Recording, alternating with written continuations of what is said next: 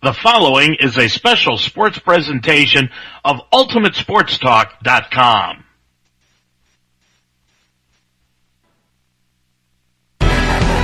Now, Mount St. Joseph Lions football is on the air on WDTZ-LP Delhi Township. Mount St. Joe Lions football on Z98 FM is sponsored by Delhi Barbers, Greenwell Avenue and Delhi Pike with no appointment needed. By Wishbone Tavern, Delhi Pike in the new Delhi Town Center. By Cincinnati Open Box Outlet, Glenway Avenue next to the Home Depot. By Delhi Skyline Chili, it's Skyline time. By NYPD Pizza, Foley Road, 513-347-6973, 347-NYPD. By Bearcat Storage, with 2 locations for all your storage needs. And by Delhi Liquor Store, Delhi Pike and Mount Alverno Road. Now from UltimateSportsTalk.com with your Lions football play-by-play. Here's Dave Mitchell on Z98. Hey, good afternoon, everyone, and welcome to Alfred University on the campus of Saxon University. Here, the Alfred Saxons entertaining the Mount St. Joseph Lions here this afternoon as the Lions come about 400 miles to the east to take on a team out of the Empire 8 Conference. The Lions come in with a record of 1-0 on the year. They were 6-4 a season ago, 5-2 in the Heartland Conference in second place, but they were only one of 2 teams last week in the Heartland Conference that came away with a victory, and the Lions were one of them as they defeated the Baldwin-Wallace Yellow Jackets by a final score of 31-28 last week. Welcome to the newly minted Mount St. Joseph University Sports Network. Listenership last week was exciting because the Lions came from behind to beat Baldwin-Wallace in that game by 3 points in one of the most exciting games that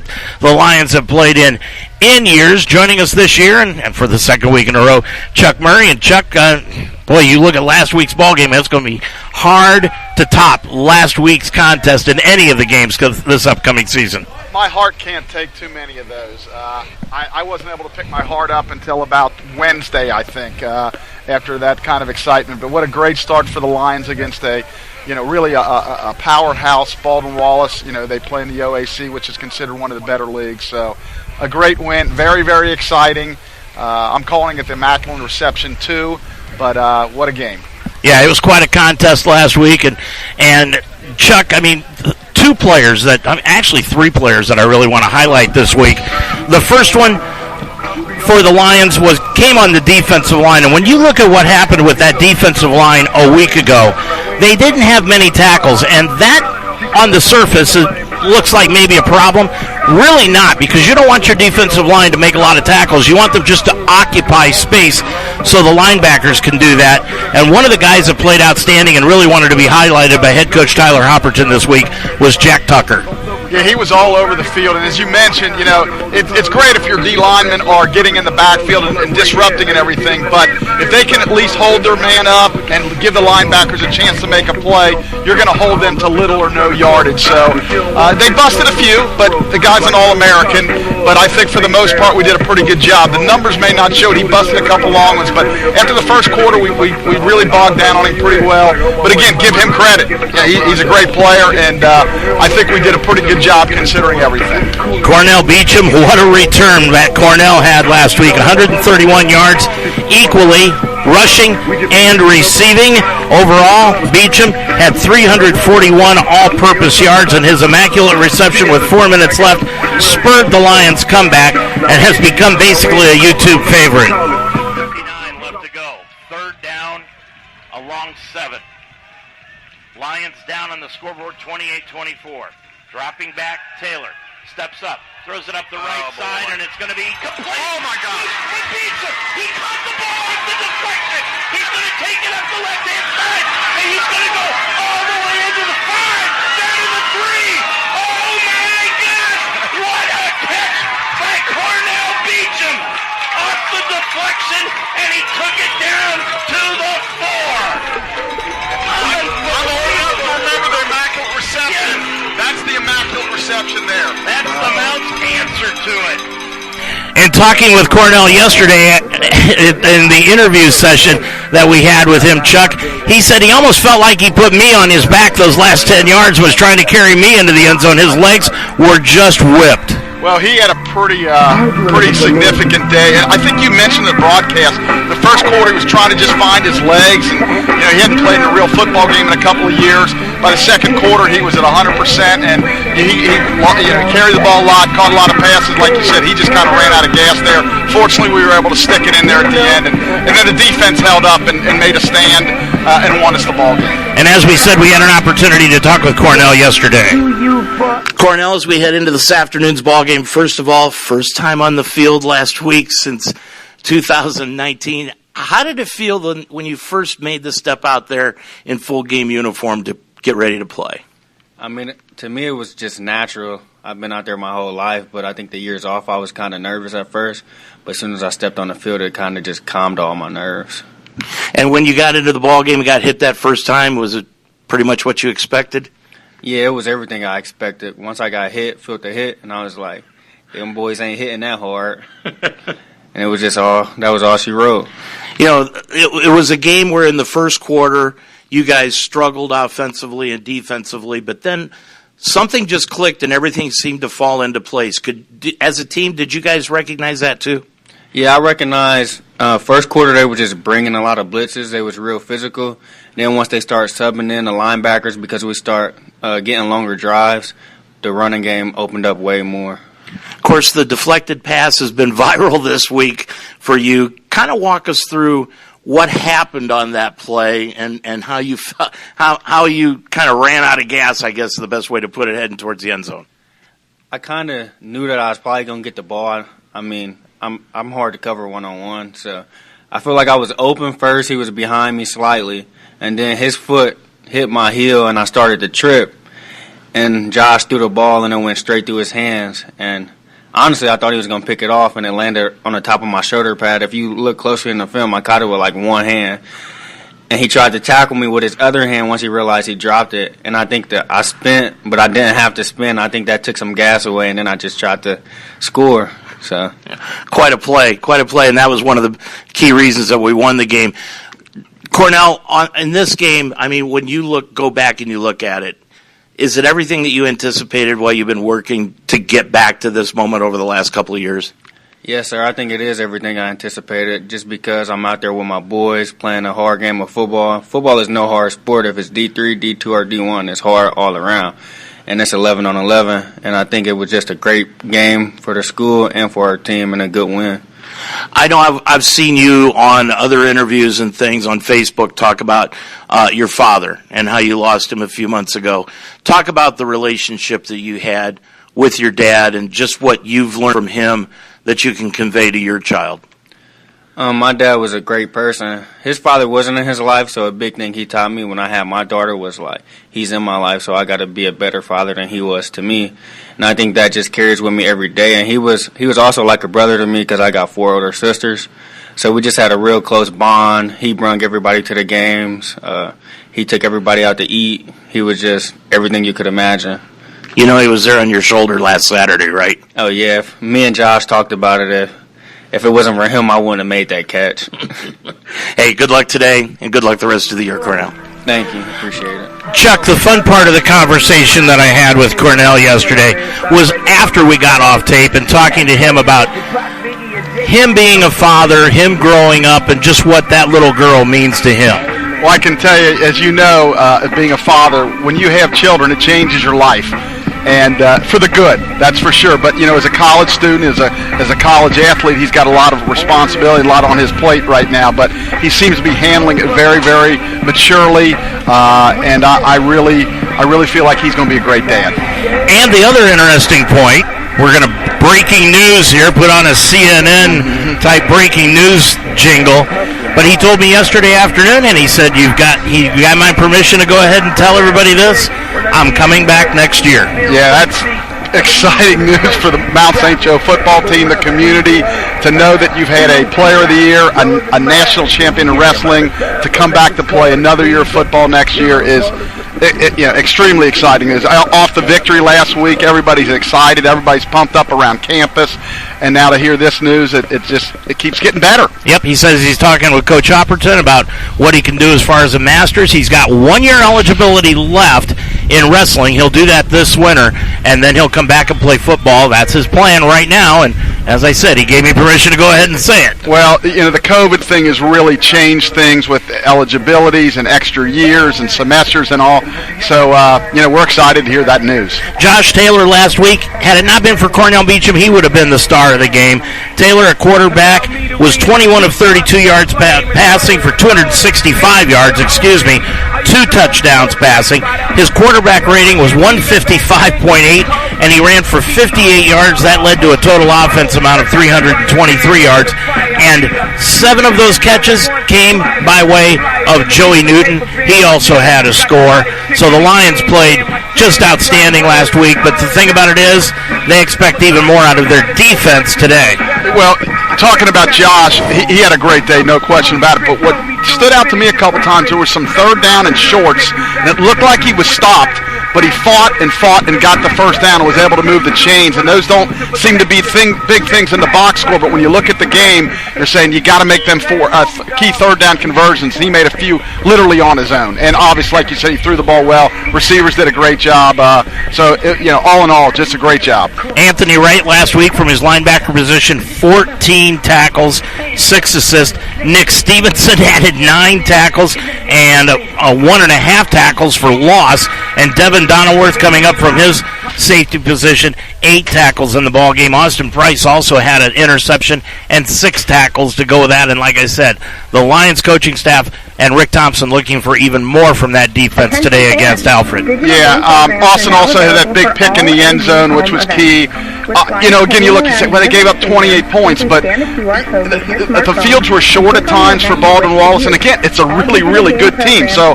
I think if you play a team like that, you're not going to win probably 13-10. You're going to have to score some points, which we did. The defense hung well enough to keep us in the game. The offense made some plays, and the defense came up huge at the end of the game. We're about 18 minutes away from the kickoff of this one between Alfred and the Mount St. Joseph Lions. First road game of the year. I'm Dave Mitchell with Chuck Murray. We'll be back with more about this afternoon's game after this. Changing lives is what great teachers do. Mount St. Joseph University's Reading Science program that uses highly effective research-based methods improved my students' lives and helped me climb higher in my career. Begin your ascent at msj.edu/read. Dayton Children's cares about the health of your children. Hi, I'm Kirk Herbstreit. Growing up in Centerville, my parents taught me the importance of being healthy, and now I'm teaching my kids. Childhood obesity is on the rise, but there are small steps that we can take to fight it. Turn off video games and go outside, ride bikes, go to the park, or learn a new dance. Parents, once we get moving, our kids will follow. Dayton Children's, experts you trust, caring for the children you love. Well, back here at Yanovich Stadium on the campus of Alfred University in Alfred, New York, which is about 350, 400 miles to the east of Cincinnati, Ohio, coming straight up I-71 to get to this ball game here this afternoon. Just a great backdrop for college football here, Chuck. I mean, when you look at this stadium, it's built down into a gully, but we're in the middle of the woods on the western part of the state of New York, and it is just absolutely gorgeous with the wooded scenery just right in front of us, right behind the Lions bench on the far side of the field. Yeah, you're painting a really good picture. It's really a nice setting, sitting, like you said, sitting down in kind of a hole here. You got a beautiful softball field to the right, beautiful scoreboard, some dorms over behind the trees, a lot of green here. I saw a little while ago a horse over behind that goalpost jumping around, so maybe they have something to do with that during the game. But yeah, really nice setting for college football. Looked like Annie Oakley back there riding along, and I just can't get over all the Yankee hats I'm seeing around here. It's just about making me ill. Yeah, that's a good way of putting it. This is going to be the second meeting ever between these two ball clubs. Last year at Schuler Field, the Lions won easily 33-14. Now they are coming off a season, Alfred is, as they had the most conference wins since 2018, and they're looking to build off of that. Although last week they had a tough time. They fell to Hobart College in Geneva, New York, 36-6. Both defenses stepped up early in the first quarter of that game as neither side scored, but then Hobart came in with a 28-yard TD reception, and the Saxons trailed 7-0 entering the second quarter. An interception by the Saxons' Adam Meats in the second quarter set them up inside Hobart's red zone. An 11-yard rush by Max Freeman in the fourth, and you're going to hear us say his name a lot today. On the next play, put AU on the scoreboard. The Statesmen of Hobart scored once more, capitalized on a 2-point conversion, took the lead at 15-6 at halftime, and ran away with it 36-6. Chris Smith replaced Zook Smith as the starting quarterback for the Saxons, and he did that in the first game. But we're going to see Zook Smith today starting. He didn't play last week, and Smith played against us a year ago and really had a tough time. But today, he's going to get the start, and if we get to see what he did, Chuck, he is a tall, strong quarterback, 6'6", about 230 pounds, and he can really wing it. The problem is he's not very accurate. Right. Yeah, what I remember from the game last year, he wasn't very accurate. He struggled hitting some open receivers. So hopefully we can put some pressure on him. Doesn't move very well, and hopefully we can put pressure on him and make it tougher, their offense. Freeman, as we said, you'll hear a lot of his name today. He ran 21 times, 71 yards in the game. Jacob Kelsey and Darvai Gray each caught 4 passes for 101 yards and no TVs. Alfred only mustered 209 yards in total offense and committed 10 penalties for 70 yards. They say, Chuck, that the best improvement of the team can make is between their first and second game, and that's what their head coach, Bob Rankel, is pinning his hopes on here today. Yeah, they've been saying that for years. Everybody scrimmages, but they feel that first real game to the second game is where you see the most improvement. And then we want to obviously see some in our rush defense, too, so they want to be able to run the football. And we feel like we did an adequate job doing it last week at times. So we want to see some improvement in ours, too. Rankel in his 8th year, 46-22 overall. He is an old-time football coach. He loves to just snap the helmets on and just tell you we're running the ball right down your throat, and that's what he wants to have happen. Tyler Hopperton in his 6th year, 33 wins, 14 career defeats in his years here at Mount St. Joseph University. We'll be back, tell you what's happening elsewhere around the Heartland Conference, and talk with head coach Tyler Hopperton right after these timeouts. I wanted to grow my leadership skills, but with work and a busy life, how could I fit it all in? Then I learned Mount St. Joseph University offers a flexible master's program in organizational leadership. For about one Saturday a month, I studied and refined my leadership skills alongside working professionals and top-notch professors. I'm now the leader I set out to be. The Mount's organizational leadership program helped me climb higher in my career. Begin your ascent at msj.edu/MSOL. You're a Lions fan. Own it. And we are the radio home of Mount St. Joseph Lions Sports, UltimateSportsTalk.com. Football, basketball, wrestling, volleyball, softball, baseball. We are Cincinnati's sports website and also the home of the Ohio Baseball Weekly Show every Monday night during the baseball season. We are the home of the Mount St. Joseph Lions, UltimateSportsTalk.com. Couple of items outside of football for Mount St. Joseph University. Emily Abshire, the outside hitter, a junior. Abshire had a monster weekend for the Lions on the volleyball team as they finished 3-1 over the weekend. She had 46 kills while hitting 23% as the Lions beat Illinois Wesleyan, Ohio Wesleyan, and Wilmington. And Amy Smith, also in her first action for the blue and gold of Mount St. Joseph, Smith was the medalist, firing a tournament low in golf, 83, outpacing a trio just by one shot, leading the team to a victory in the state line shootout. Last week in the Heartland Conference, we told you only 2 teams in the conference won last week. One was the Mount, and the second team that won last week was Manchester. Yep. Manchester 23-14 over North Park. You watch. Manchester is going to be one of those sleeper teams this this year that are really going to be tough to beat, and we've got to face them in the first conference game 2 weeks from today. Yeah, we got to go up there, so you got to make sure, every week's a different entity, every week's a different situation, and you got to be ready every week. Elsewhere in the conference, Trine shut out Anderson 38-0. It was DePauw edging Rose-Hulman 17-14. Kenyon over Bluffton 33-26. Center edged Hanover. They actually started that game on Saturday, ended it on Sunday, and that was a 31-29 win by Center. Mount Union destroyed Defiant 65-0, and Olivet over Franklin 35-31. This thing getting underway at noon today. There's one other conference game getting underway today at noon. That's at Albion, where Bluffton will be playing at Albion. At 1 o'clock, Hanover is at Adrian. At 2 o'clock, Franklin is at Aurora. At 6 o'clock tonight, DePauw plays at Anderson, and Manchester will be at Alma. Alfred, well, they are 5-5, 0-1 on the season. They were 5-5 a year ago. They're 0-1 this year so far. Last year at home, they were 3-2. This year, first home game of the season. Next week, they will be on the road again at Ithaca. They're averaging just 3 points a game, and they're giving up 36 points a game. For the Mount, they're 1-0. They were 6-4 a year ago, 5-2 in the Heartland. They are 1-0 at home. Last year on the road, not a very good road record. 1-3 on the year. Next week they'll be playing Hope, and that's going to be another huge game, Chuck. Yeah, looking forward to that one. But again, we just can't look ahead. No. On the way home, we can talk about it. I'm sure the team will start talking about, well, let's get this one first. But yeah, that's going to be a big one. We'll tell you that it's a 1:30 kickoff at Schuler Field next Saturday afternoon.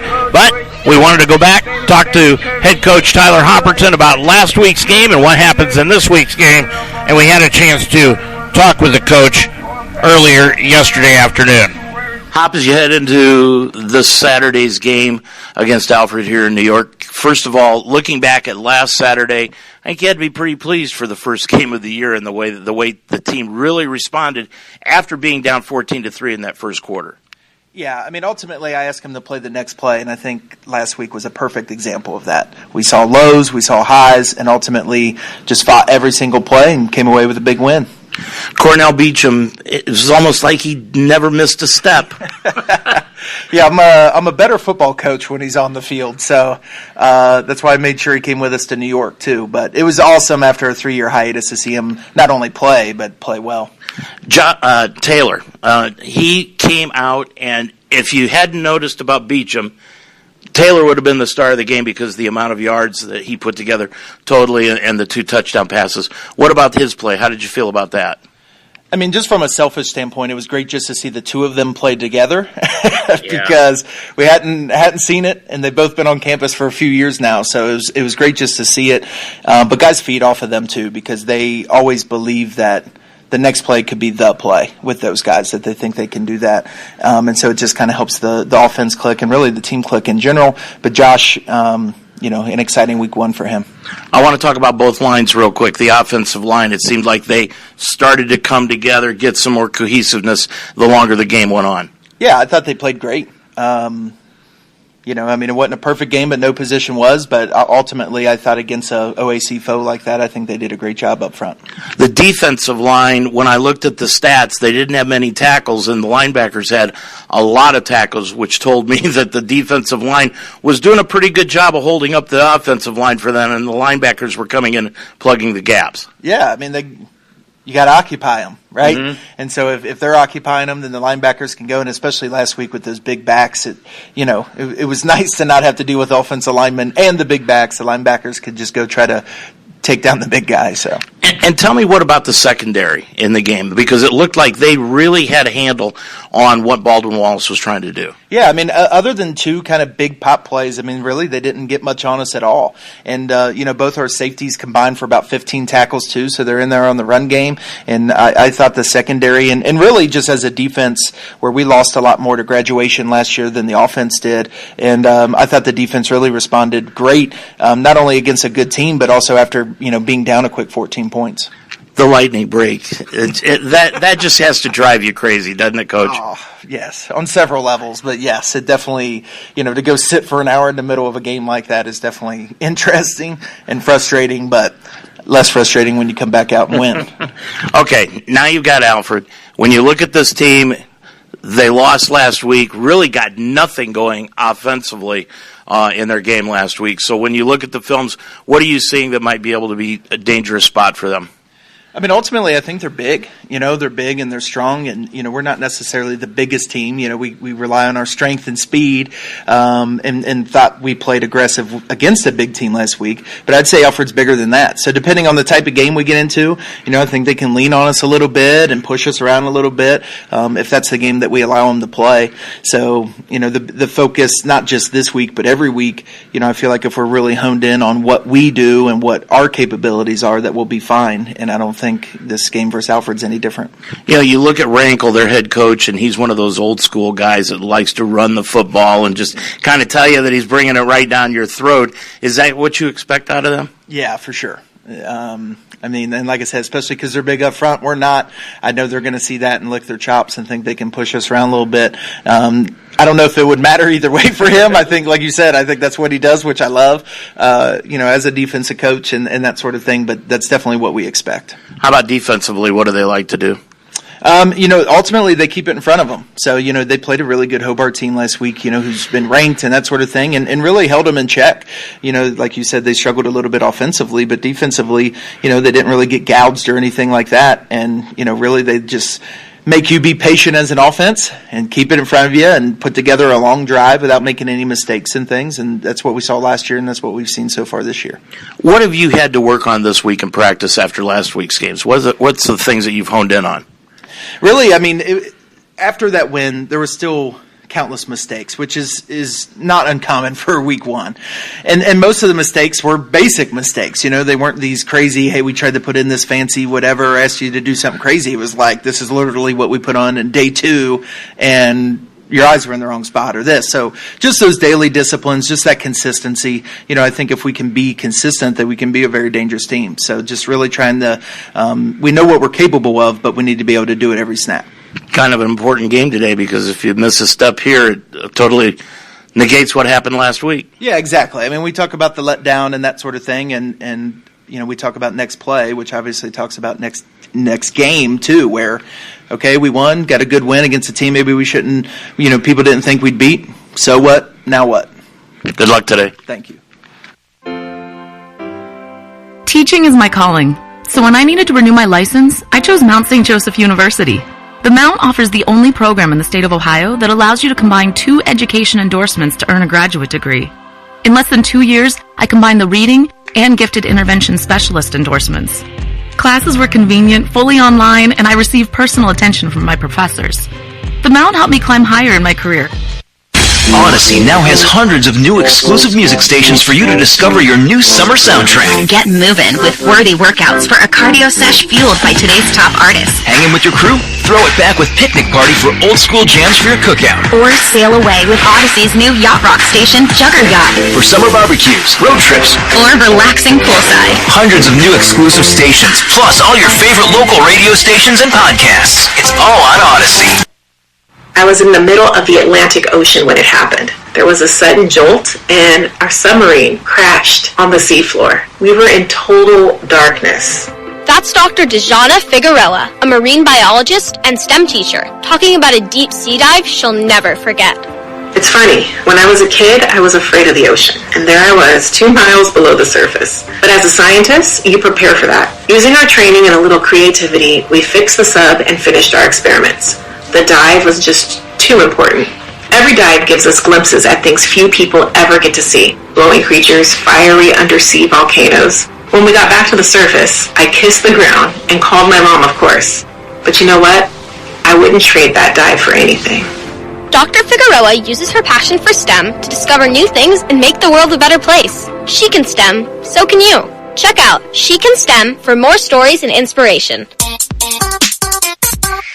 A message from the Ad Council.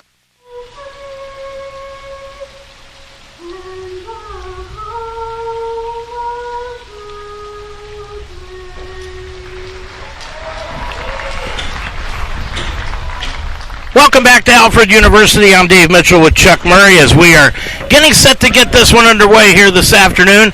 The Alfred Saxons won the coin toss, and they have elected to receive. So they will be getting the football to start this one off here this afternoon at Yanovich Stadium. Chuck, again, we've gone over all the plus and minuses, and this is one of those games where you can really tell the team, hey, if you don't win this game, it totally negates what you did last week against BW. Yeah, this is, you look at the overall picture, when you look at your 10-game season, you win that first one, now you're like, hey, we got a chance to do something special this year. So even if they would have lost, they could still win the conference, but now you're looking at, hey, let's win every game. So you got to be ready. There's no question about it. I'm a little shocked. Well, I shouldn't say shocked, but most teams, when they win the toss, they defer. But they want the ball right away, so they must feel like they've got a scripted 15 plays that they can use against us and try to get on top of us right away and put us behind the 8 ball. Well, the Lions are going to kick it off. It is a high sky, just a beautiful day for football here this afternoon in Western New York. Farsing is going to kick it off here this afternoon for the Mount St. Joseph Lions. Lions will be going from right to left across your screen here this afternoon. It is Neil Peters and Jaleel Joseph set to return this kickoff. High end over end kick to the far side of the field, and it's going to be taken in by Joseph. He's going to cut it up the left side to the 15-20, spins outside the 20 out to the 30-yard line, where he is taken down on the play by the Lions, and that's where it will be 1st and 10 for Alfred at their own 31-yard line. They will start out at quarterback here this afternoon, Zook Smith. Smith did not play last week. He's a 6'6", 200-pound senior. At running back will be Max Freeman the fourth, had 21 carries, 71 yards last week. Smith played against the Lions last year, did not show very well. Kelsey goes out wide to the left. Andrew Moreling goes out wide to the right, and their leading receiver, Darvay Gray, is in a slot. Freeman lines up to the right, ball on the far hash mark on the first play of the ball game here from Alfred University. Handoff goes to Freeman. Freeman takes it off the left side, out to the 35-yard line, gain of about 4 on the play. And we apologize to you. Going to be honest, we got shoved out of the press box again this year. It seems to be an ongoing affair. And unfortunately, we may be behind on the stats, because when we get outside, it's kind of hard to see the screen on the computer. So we'll try to keep up with the stat story for you here this afternoon as best as we possibly can. And we are also next to the pep band, who graciously moved to the other side to make sure that we were not interfered by them, so our thanks to them for that. Pitch out goes around the left-hand side. It goes to Hakeem Chambers, who just came in for Freeman. Chambers on the left side takes it across the 40, out to the 43-yard line, gain of 7, and a first down for Chambers. Initial first down of the ball game. I think we're going to get a heavy dose of the run. They're going to try to shorten the game, knowing what kind of offense we have, and they're thinking ball control, 6-7-minute drives, take time off the clock, and for them, hopefully score. 13:53 left to go in the first quarter. We have just begun initial drive of the ball game. Chambers back into the ball game, moving in motion to the far side is Morley. Chambers, he gets the handout. Check that. That is Freeman, and Freeman takes it right up the middle across the 45-yard line out to the 47-yard line for a gain of about 4 on the play.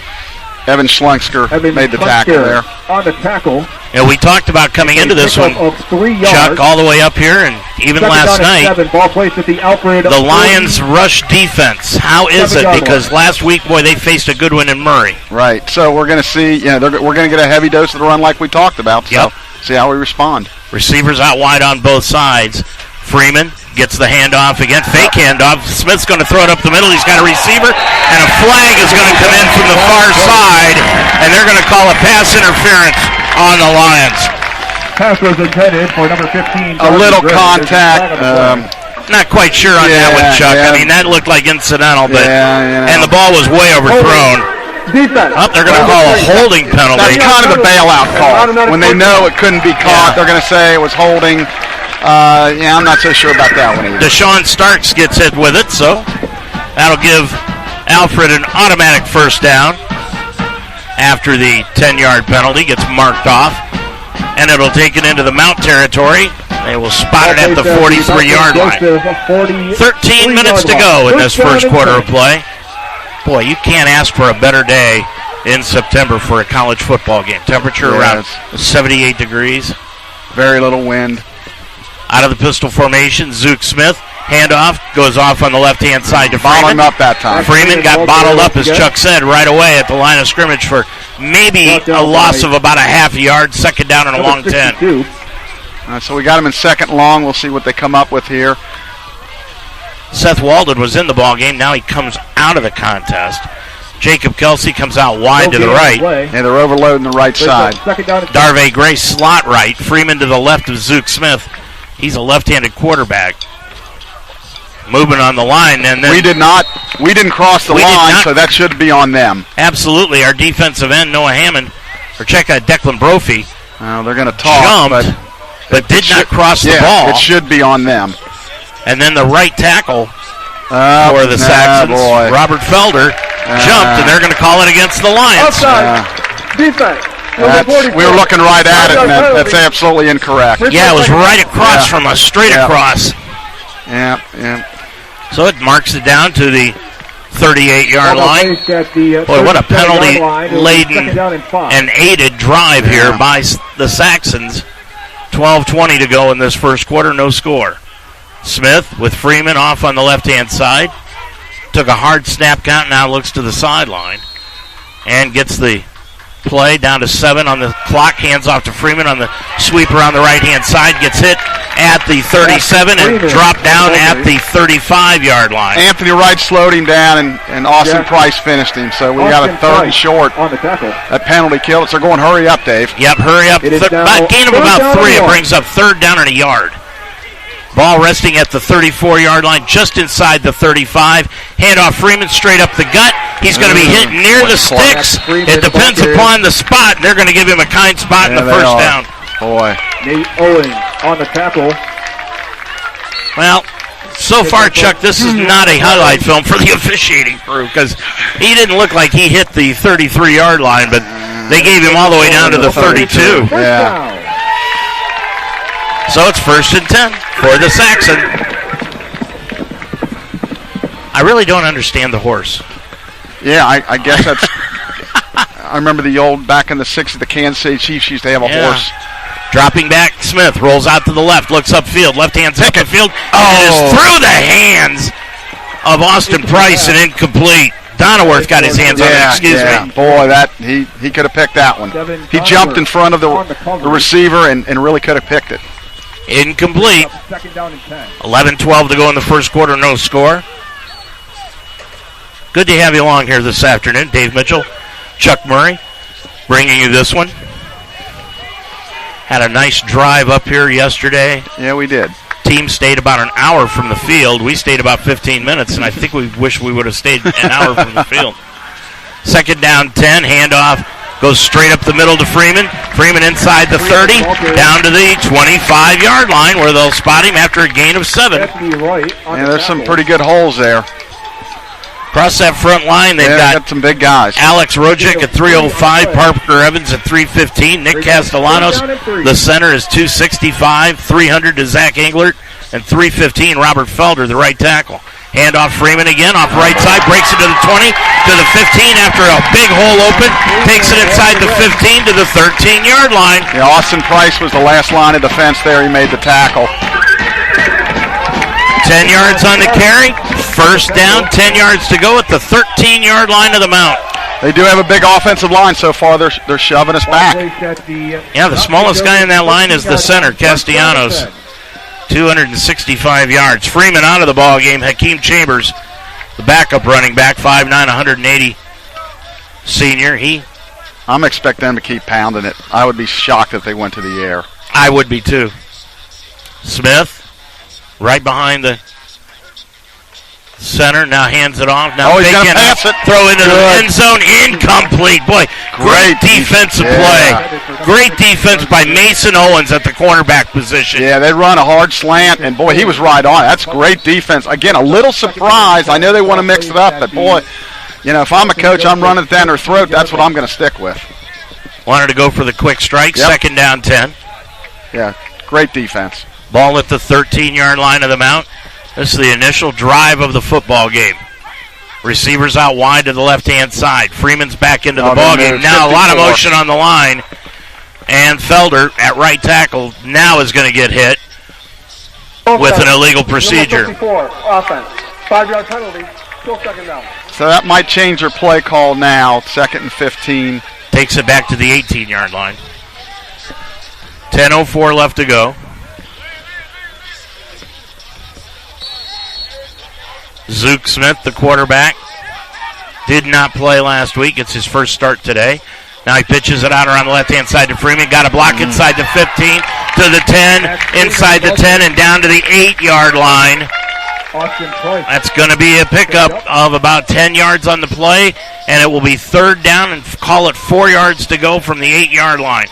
Again, they're not messing around. They're getting right up to the line of scrimmage and brings up 3rd down and 3.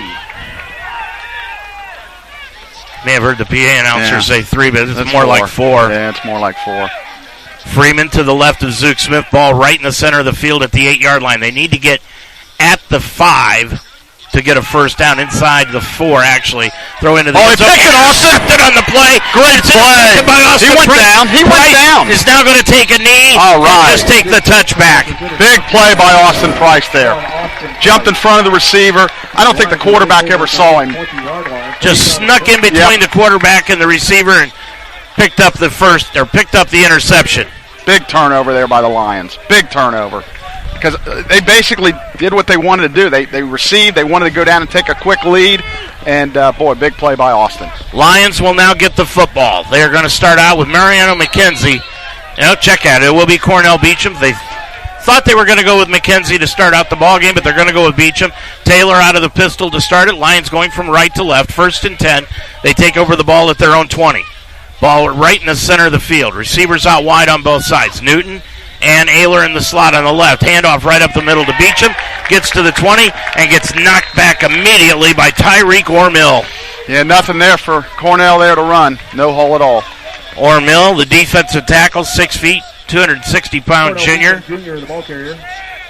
Into the ball game now. Lions going hurry up now. Cam York's into the ball game, goes out wide left. They're going to go trips out wide left. Omar Porter is the single receiver out wide to the right. Cornell Beecham to the right of Taylor. Ball in the far hash mark. Taylor got the snap. Looks over the middle. Ball tapped and intercepted at the line of scrimmage. It's grabbed by one of the linebackers, and he's going to take it down inside the 5 and in for the touchdown. They're going to spot him out of bounds at the 1. That was Tim Dahl. Defensive lineman. Number 32 picked that one off. They didn't even have him on the 2 deep this week. 8:35 left to go. Taylor throwing the interception. Well, they got 6 points on the scoreboard, but they did not score. Looked like he scored, but they put him out of bounds at the 1, and that's where they'll take it over at. Yeah, Josh tried to throw a little touch pass, little screen, and he just got his big hand up and deflected it and made a good play. 8:35 left to go in this first quarter. As you said, scoreboard says 6-0. Now they just switch it back to 0. Bob Rankle is saying, I thought it was a touchdown. He's screaming at the officials on the sideline. And now the officials are going to take a timeout. No, they're going to give the timeout. And it will be a timeout taken by Alfred as they want to get themselves together. And Bob Rankle's going out talking to the referee saying, hey, I thought that was a touchdound, and he's not going to get any satisfaction. We'll take a quick timeout. 8:35 to go in the first quarter. There is no score here on the Mount St. Joseph Radio Network. Thank you, NYPD Pizza, for your support of Mount St. Joseph University football on Z98. NYPD Pizza, 5329 Foley Road, and NYPDPizza.com. Thank you, Wishbone Tavern, for your support of Mount St. Joseph University football on Z98. Wishbone Tavern, 5251 Delhi Pike, and wishbonetavern.com. Back here at Yanovich Stadium on the campus of Alfred University. 8:35 to go in the first quarter of play. No score, but Alfred, after the interception at the 1-yard line of the mountain, hand off to Freeman, takes it in for the score, and it's 6-0 Alfred. Yeah, he basically just walked in. Well, it's kind of like last week, starting off really struggling, stopping the run. hopefully we can make some adjustments here because it's too easy right now. 8:31 left to go in the first quarter of play. And coming in to attempt the extra point.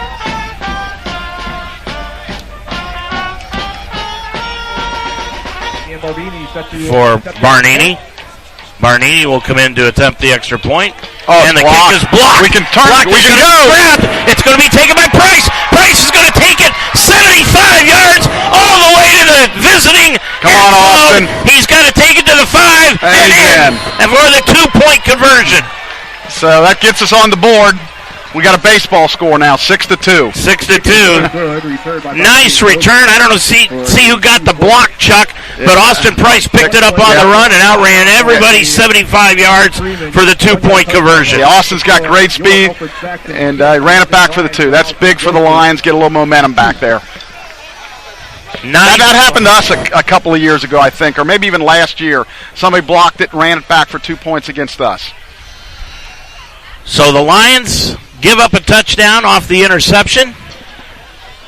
Down 6-0, and then they block the extra point attempt. And Price takes it back 75 yards for the 2-point conversion. Yeah, we didn't catch who blocked. He did a heck of a job. Got in there really fast, made a really nice block, and just fortunate, just bounced right into Austin's hand. So with 8:31 left to go in the first quarter, it is 6-2, and Ian Barbini is going to be the man to kick it off, number 18, as now Alfred will be kicking it off. They're in their white uniforms, forgot to tell you that. White uniforms with purple numerals, gold trim. They almost look like Defiance. Yeah, or the Minnesota Vikings. Yeah, same type uniforms. Yep. Lions in their all-blue uniforms today. White numerals, gold trim, and the white helmets. Back set to return, Cornell Beecham. He's the single setback, back at about the 12. And Barnini kicks it off high, right down the center, right to Beecham at the 10. Right up the middle to the 15, 20, 25, 30. He's going to be hogtied, took his helmet off at the 40, 45. They're going to throw a flag, but then they're going to blow it dead as they should have. Yeah, I think once the helmet comes off, you got to stop. But we should get a face masking penalty. So we should probably end up around midfield with it, is going to be my guess. Somewhere, somebody got hold of Pete. Nothing stops this kid. He is just pure energy from beginning to end. And as we told you, yeah, from a safety issue, he had a chance, but you have to stop the play. Have to take it on. That's a rule in the NCAA. They don't do that too much. You don't see it very often. No. But in that case, that was the right thing to do. And, of course, which I think is one of the craziest things in the NCAA, because he had his helmet come off, he's got to leave for one play. I don't understand that. I've said this time and time again, Chuck, these kids pay thousands and thousands of dollars for an education, and they can't figure out how to put their helmet on in 10 seconds. Yeah, I don't understand it. Okay, they're going to mark it off, so, yeah, we should be close to midfield. It's a spot foul where they picked it off. 15-yard penalty, face masking, grabbing the back of the helmet, no matter how you want to put it. Right. And it will put the ball right at the 50-yard line.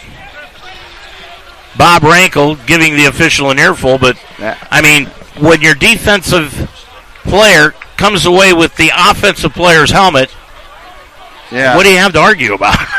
Yeah, that penalty probably stopped the touchdown, so I don't know what he's arguing about. Personal foul, face mask. Number 24 on the defense. It's a 15-yard penalty from the spot of the foul. The runner is not allowed to continue once he loses his helmet. First down. Yeah. That's on Adam Meats.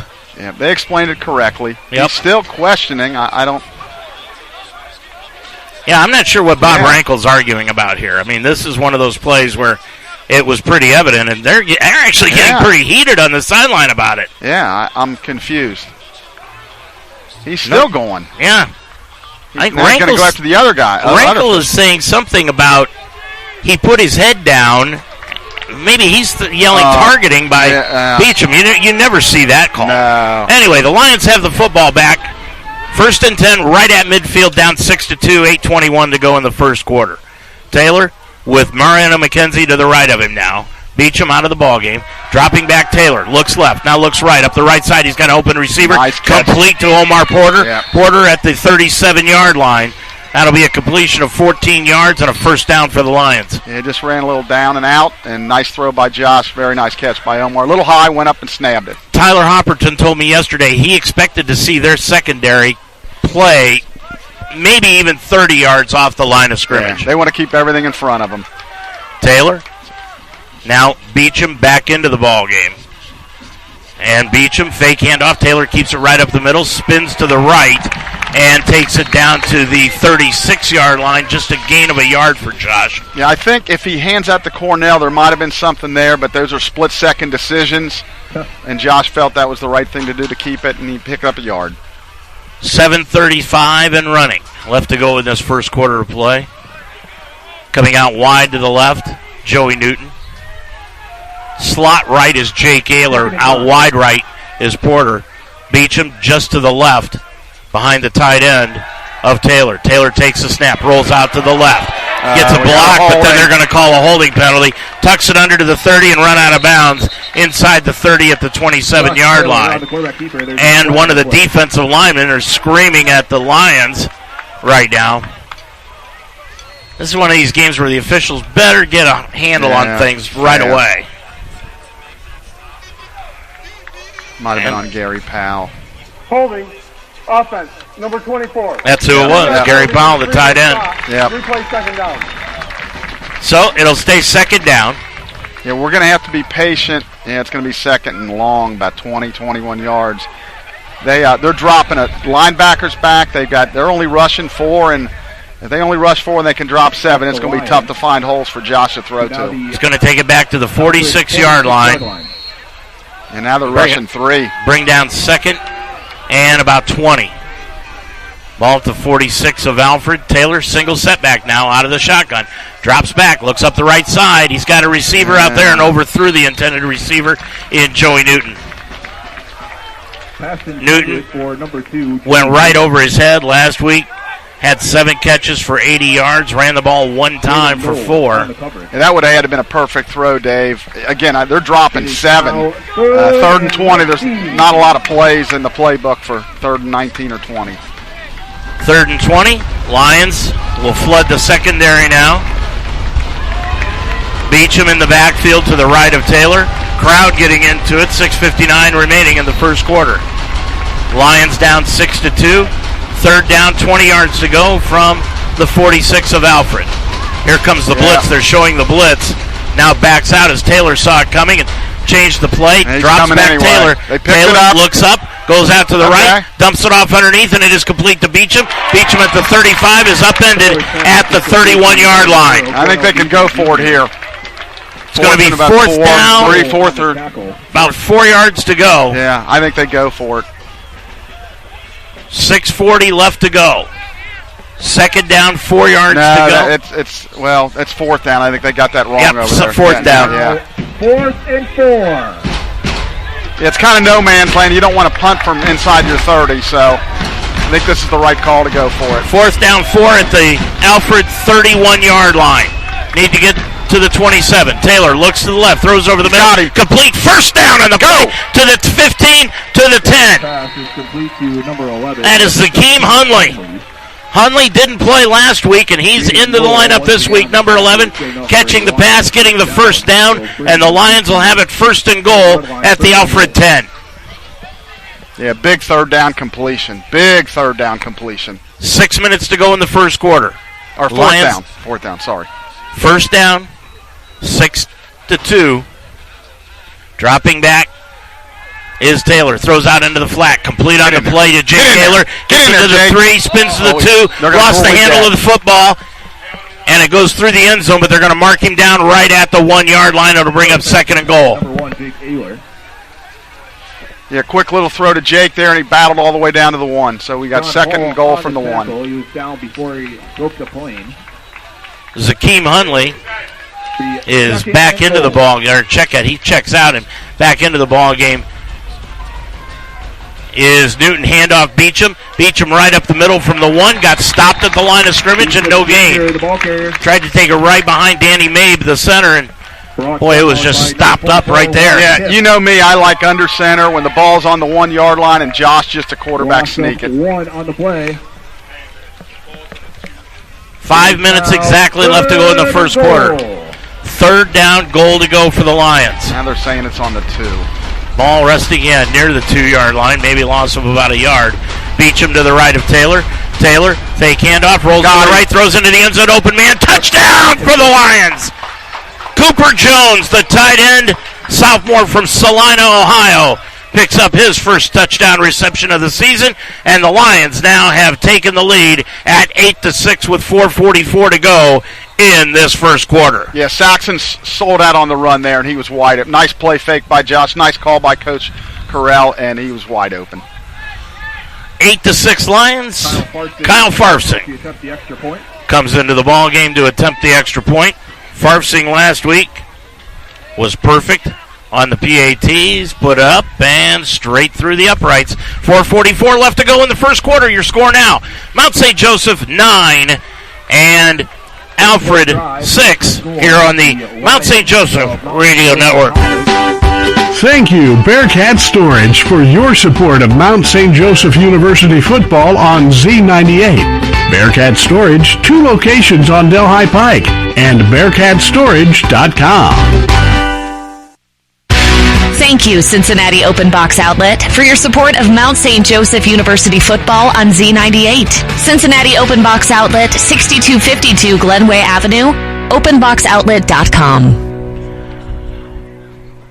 Want to thank Taylor Sunderhouse for getting all the spots this year for our broadcast, WDTC Radio, FM 98.1, part of our Mount St. Joseph Radio Network. He has done an outstanding job, and hopefully you're enjoying listening to these broadcasts as much as Chuck and I are to bring them to you. So much so we drove 7.5 hours to get up here yesterday. And to sit out in the bleachers to call this. That's right. All right, so Lions will kick it off. Farfsing is going to kick it off to Neil Peters and Jaleel Joseph. Joseph ran back the opening kickoff 32 yards, gave them good field position, led to their touchdown, and this one is taken in by Neil Peters. Peters is going to cut it to the middle of the field. Got an opening, 25-20, and takes it out to the 30-yard line. He coughed up the football. The Lions recovered it, but they'll say he was down.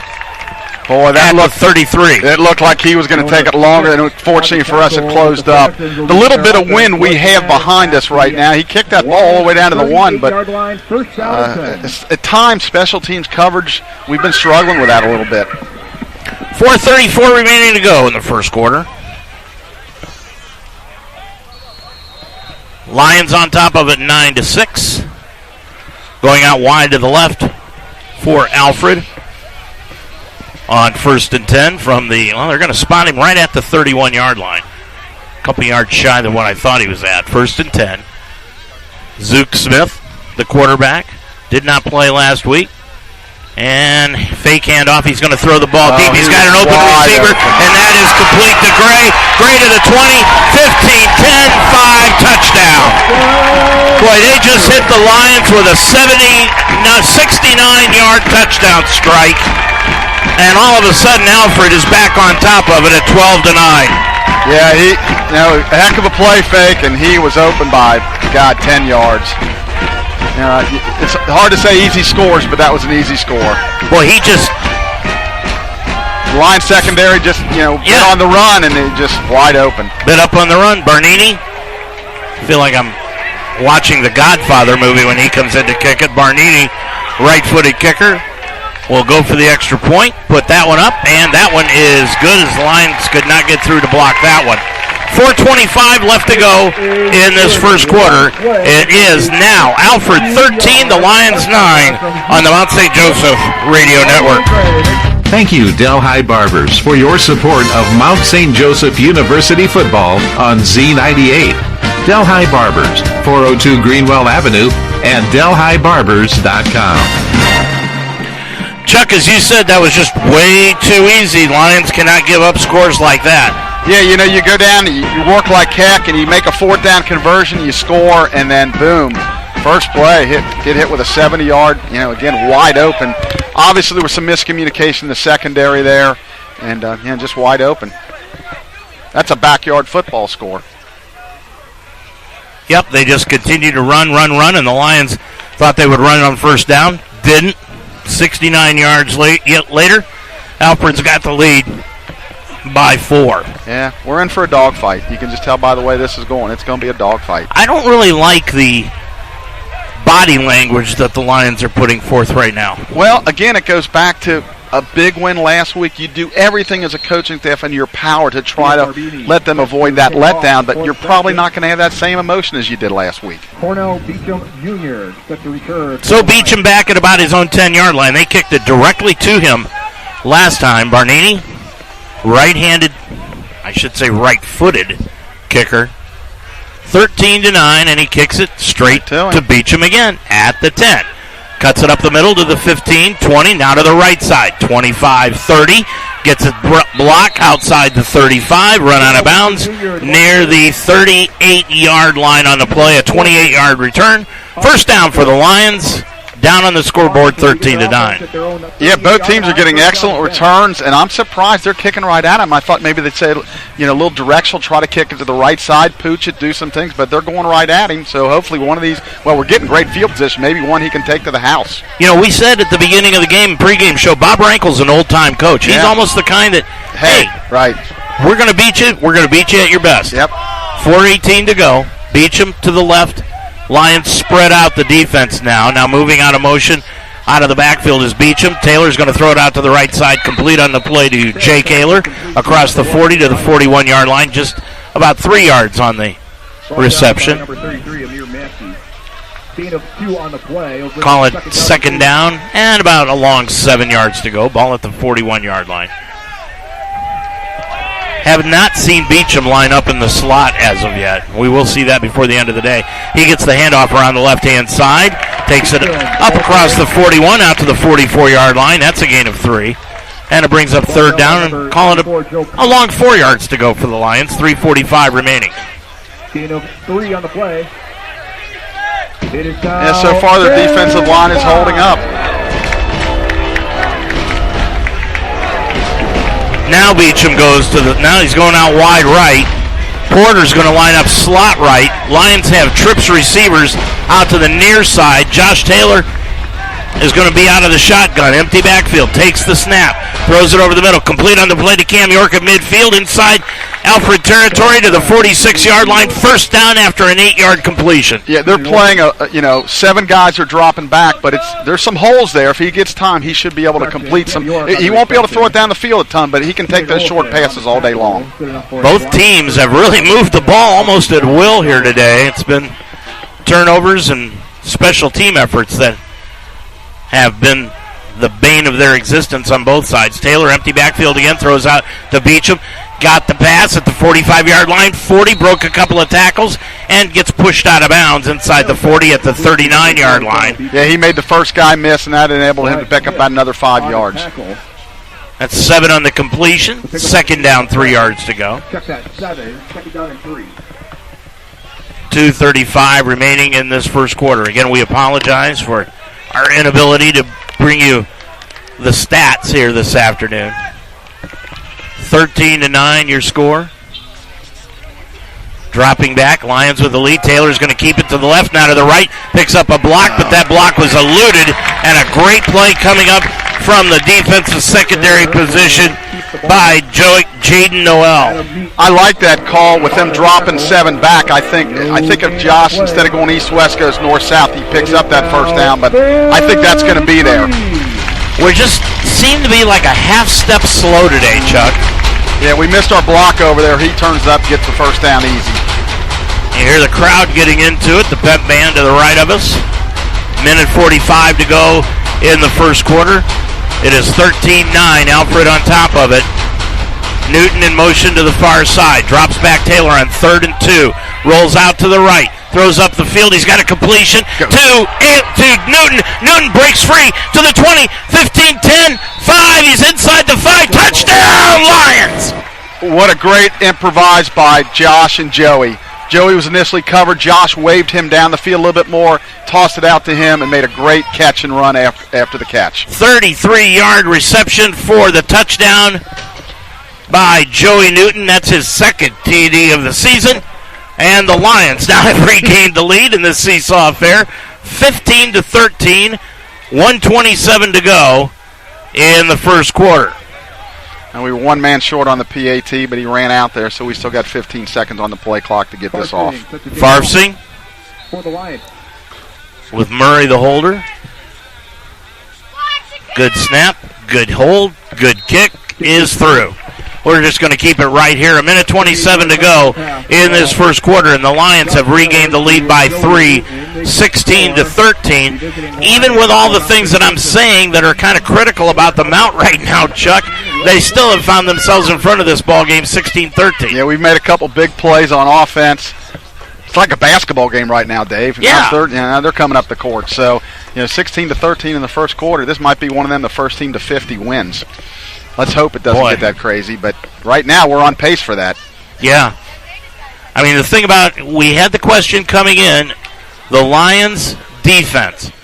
Was it porous against the run, or was it Murray last week? Well, right now, Maxwell, who had 21 carries, 71 yards a week ago, now has come in here, and he has done pretty much what he has wanted against the defense of the Lions. Yeah, like you say, they got a big line, and they're opening up some holes, and boy, they're hitting them, and they're getting chunks.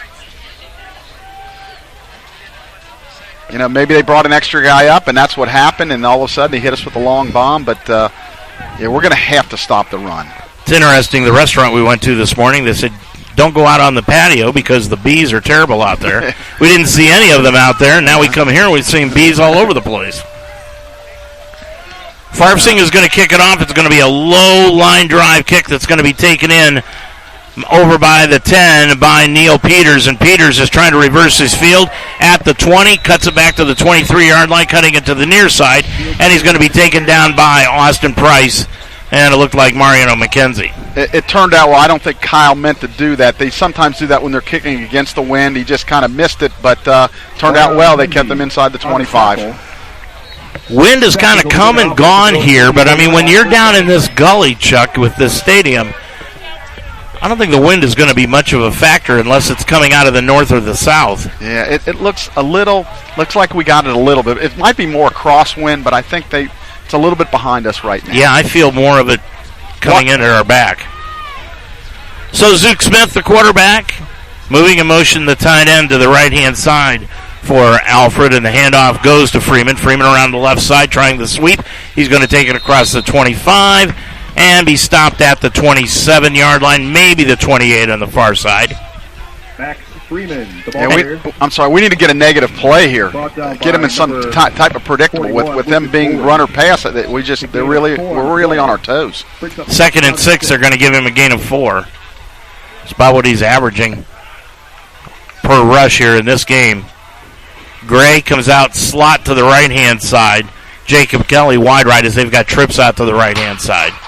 Freeman to the right of Zook Smith. Ball on the far hash mark. Lions showing blitz. And here comes Stevenson. Dropping back, Smith throws it out to the left-hand side, complete to Gray. Stutter steps on the sideline outside the 40, out to the 43-yard line before he stepped out of bounds on the play. That's about 15 on the reception, and it's first down for the Saxon. Yeah, we were in a kind of a Tampa 2 there, and they just threw underneath the safety, wide open. 20 seconds to go in the first quarter. They don't have to run another play. As a matter of fact, the play clock hasn't even started running. Saxons are now at their own 43-yard 10 seconds to go in the quarter. First quarter. Lions leading it by 3. They're trying to get us to jump off sides here. And Smith, they're going to take the play. They dish it out to Freeman. Freeman gets hit at the 52, or the 42, excuse me, by Starks and knocked out of bounds. And that is the end of the first quarter play. When we come back, it will be 3rd down and 11 yards to go from the 43-yard line of the Saxon. Your score at the end of 1. It is Mount St. Joseph 16, Alfred 13 on the Mount St. Joseph Radio Network. Hi, this is Morgan Freeman. Has anyone ever said you're the picture of health?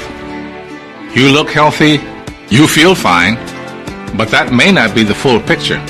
Colorectal cancer is the 2nd leading cancer killer of men and women over 50. Since it doesn't always cause symptoms, you may not know you have it. The only way to know is by getting screened. Screening can find precancerous polyps so they can be removed before they turn into cancer. This is one cancer you can prevent. Plus, screening can find colorectal cancer at an early stage when the chance for a full recovery is very high. Talk with your doctor and get tested for colorectal cancer. Medicare and many insurance plans help pay for screening. Get screened. Make sure you are the picture of health. A message from the U.S. Department of Health and Human Services and the Centers for Disease Control and Prevention. Well, we have switched sides of the field now. Alfred going from right to left across your computer screen. Second quarter action. Lions lead it by 3, 16-13. Now the Saxons showing some movement on the offensive line, putting men in motion. Fake handoff. Zook Smith's going to throw it up the right side to Gray and overthrew him by about 5 yards. And boy, Lions need to get some help back there. That was Anthony Wright as he covered the man out of the backfield, and he was a couple of yards behind him. Brings up 3rd down and 11.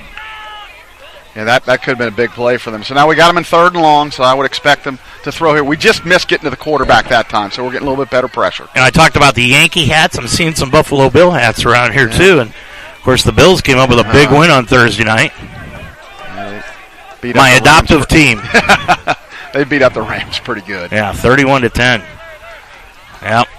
16-13, Lions lead us. Here comes the blitz, and the screen pass thrown out to the right, but the Lions had it smelled out perfectly on the pass catch, out on the right-hand side to Kelsey. He caught it, but lost 2 on the play. It'll be 4th down, 12. Anthony Wright came up and made a great one-on-one tackle, so we're going to force the first punt of the game. And the officials have called a timeout for whatever reason, stop the clock. And I believe they're going to put it now. Not sure why they've stopped the clock, Chuck. Yeah. Now they're telling to start they didn't start the 40-second clock. 40-second clock. 14:35 left to go in this first half. At halftime, a preview of the Pittsburgh Steelers-Cincinnati Bengals game tomorrow. Stick around with us at halftime for that one. 16-13, Lions lead it here. Barnini is going to punt this football away. Heavy rush, but he gets it away, right-footed, sidewind kick. Beacham's going to let it bounce and then take it in at the 17-yard line. He's going to get hit right there, and they're going to call a targeting on the play. The far side official on the near side threw the flag from about 30 yards away, and I think they're going to get someone for Alfred for targeting. Okay, he's going to go tell the head official right here. Cornell did a nice job. He couldn't get it on the fly, but if he lets it keep bouncing, it's going to roll inside the 10. Well, now they're pointing towards us, so maybe there's a hold or block in the back on that? Well, let's see. They let them sort it out. Well, they're pointing back. It's going to be a block in the back against the Lions. Block in the back. Number 27 on the return. Wow. I don't know, to me, Chuck, it looked like the man who made the tackle on Beacham just put his head down right into him. Led with his helmet, but evidently they didn't see that. That's. So, 14-14 left to go. That's going to march the Lions back inside their own territory deep, half the distance to the goal line from the 17-yard line, and it's going to take it all the way back to, well, if they ever decide to mark it. Yeah, well, we're going to end up inside, right around the 10 anyway. Yep, right around the 9-yard line is where they'll spot it. So far we haven't not been able to run the football that effectively, so we'd really like to run it out of there a little bit. Their own 9-yard line, 1st down and 10. 1st down 10, 14-14 to go. Lions lead it by 3. Taylor with Mariano McKenzie in the backfield with him now. Stack receivers out on both sides. Here comes the blitz shown by Alfred, but Taylor has really done a nice job of seeing that early. Drops back, throws out to the left side, complete on the play, and it goes to Joey Newton at the 20-yard line, out to the 21-yard line, and he's got a 1st down after a 12-yard gain. Well, their running game's their short passing game right now. As I said, they're dropping 7 almost every down, so those passes are there. Good enough for a Lions 1st down. Ball placed now at the. Want to thank your wife this afternoon and Kyle Farfsing's mother for providing us water up here. Yeah, we're right in the sunshine, that's for sure. As we are boiling away, although it's gorgeous out here. Just a nice breeze. It's not bad out here, Chuck. No, not bad at all. Taylor, 1st down 10 from his own 21-yard line. And he's still got McKenzie in the backfield. Now drops back, good protection, rolls out to the right. He's going to throw it up the right side. Got a receiver, and it is in and out of the hands of Jake Ayler. He had it right on the sideline, but he dropped it in a good defensive play by one of the up safeties, Christian Govil. Yeah, Jake originally was not open, but then Josh pointed him to a direction. He got there, and the DB just at the last second got his hand in there. Could have been a big play. We get, as announcers, we get a two-deep chart, which is basically the starters and their backups. Yep. Well, this week we got last names, no numbers, and their position, and we've got 3 players right now that have played that were not on the two-deep chart. Second down, 10. Taylor is going to keep it right up the middle out of the shotgun, and he's going to be stopped right at the 22-yard line, maybe a yard of a gain. Yard gain. Yeah, we're just really struggling running the football right now. Gain of 1 on the play. Telling you, we look like a half a step slow. Like we're just not on top of our game right now. 3rd and 9. Again, I'm sorry, they're playing 2 safeties deep. The corners are off. And, yeah, it's just tough to throw down the field. We might have to throw it in front of the sticks and hope they can run with it. Beecham on 3rd down, 9 yards to go. Back into the ball game for McKenzie. He's to the left of Taylor. Ball in the center of the field. Moving in motion is Ayler to the far side. Dropping back Taylor. Gets a good read. Gets it underneath. Nice catch on the play by Joey Newton. Spins away from one tackler. Takes it across the 35 to the 36. An 11-yard gain and another first down for the Lions. It's almost like it's Tom Brady to Wes Welker or Edelman or something, because them two have a great connection. He goes across the middle, wide open, great throw, first down, move the chains.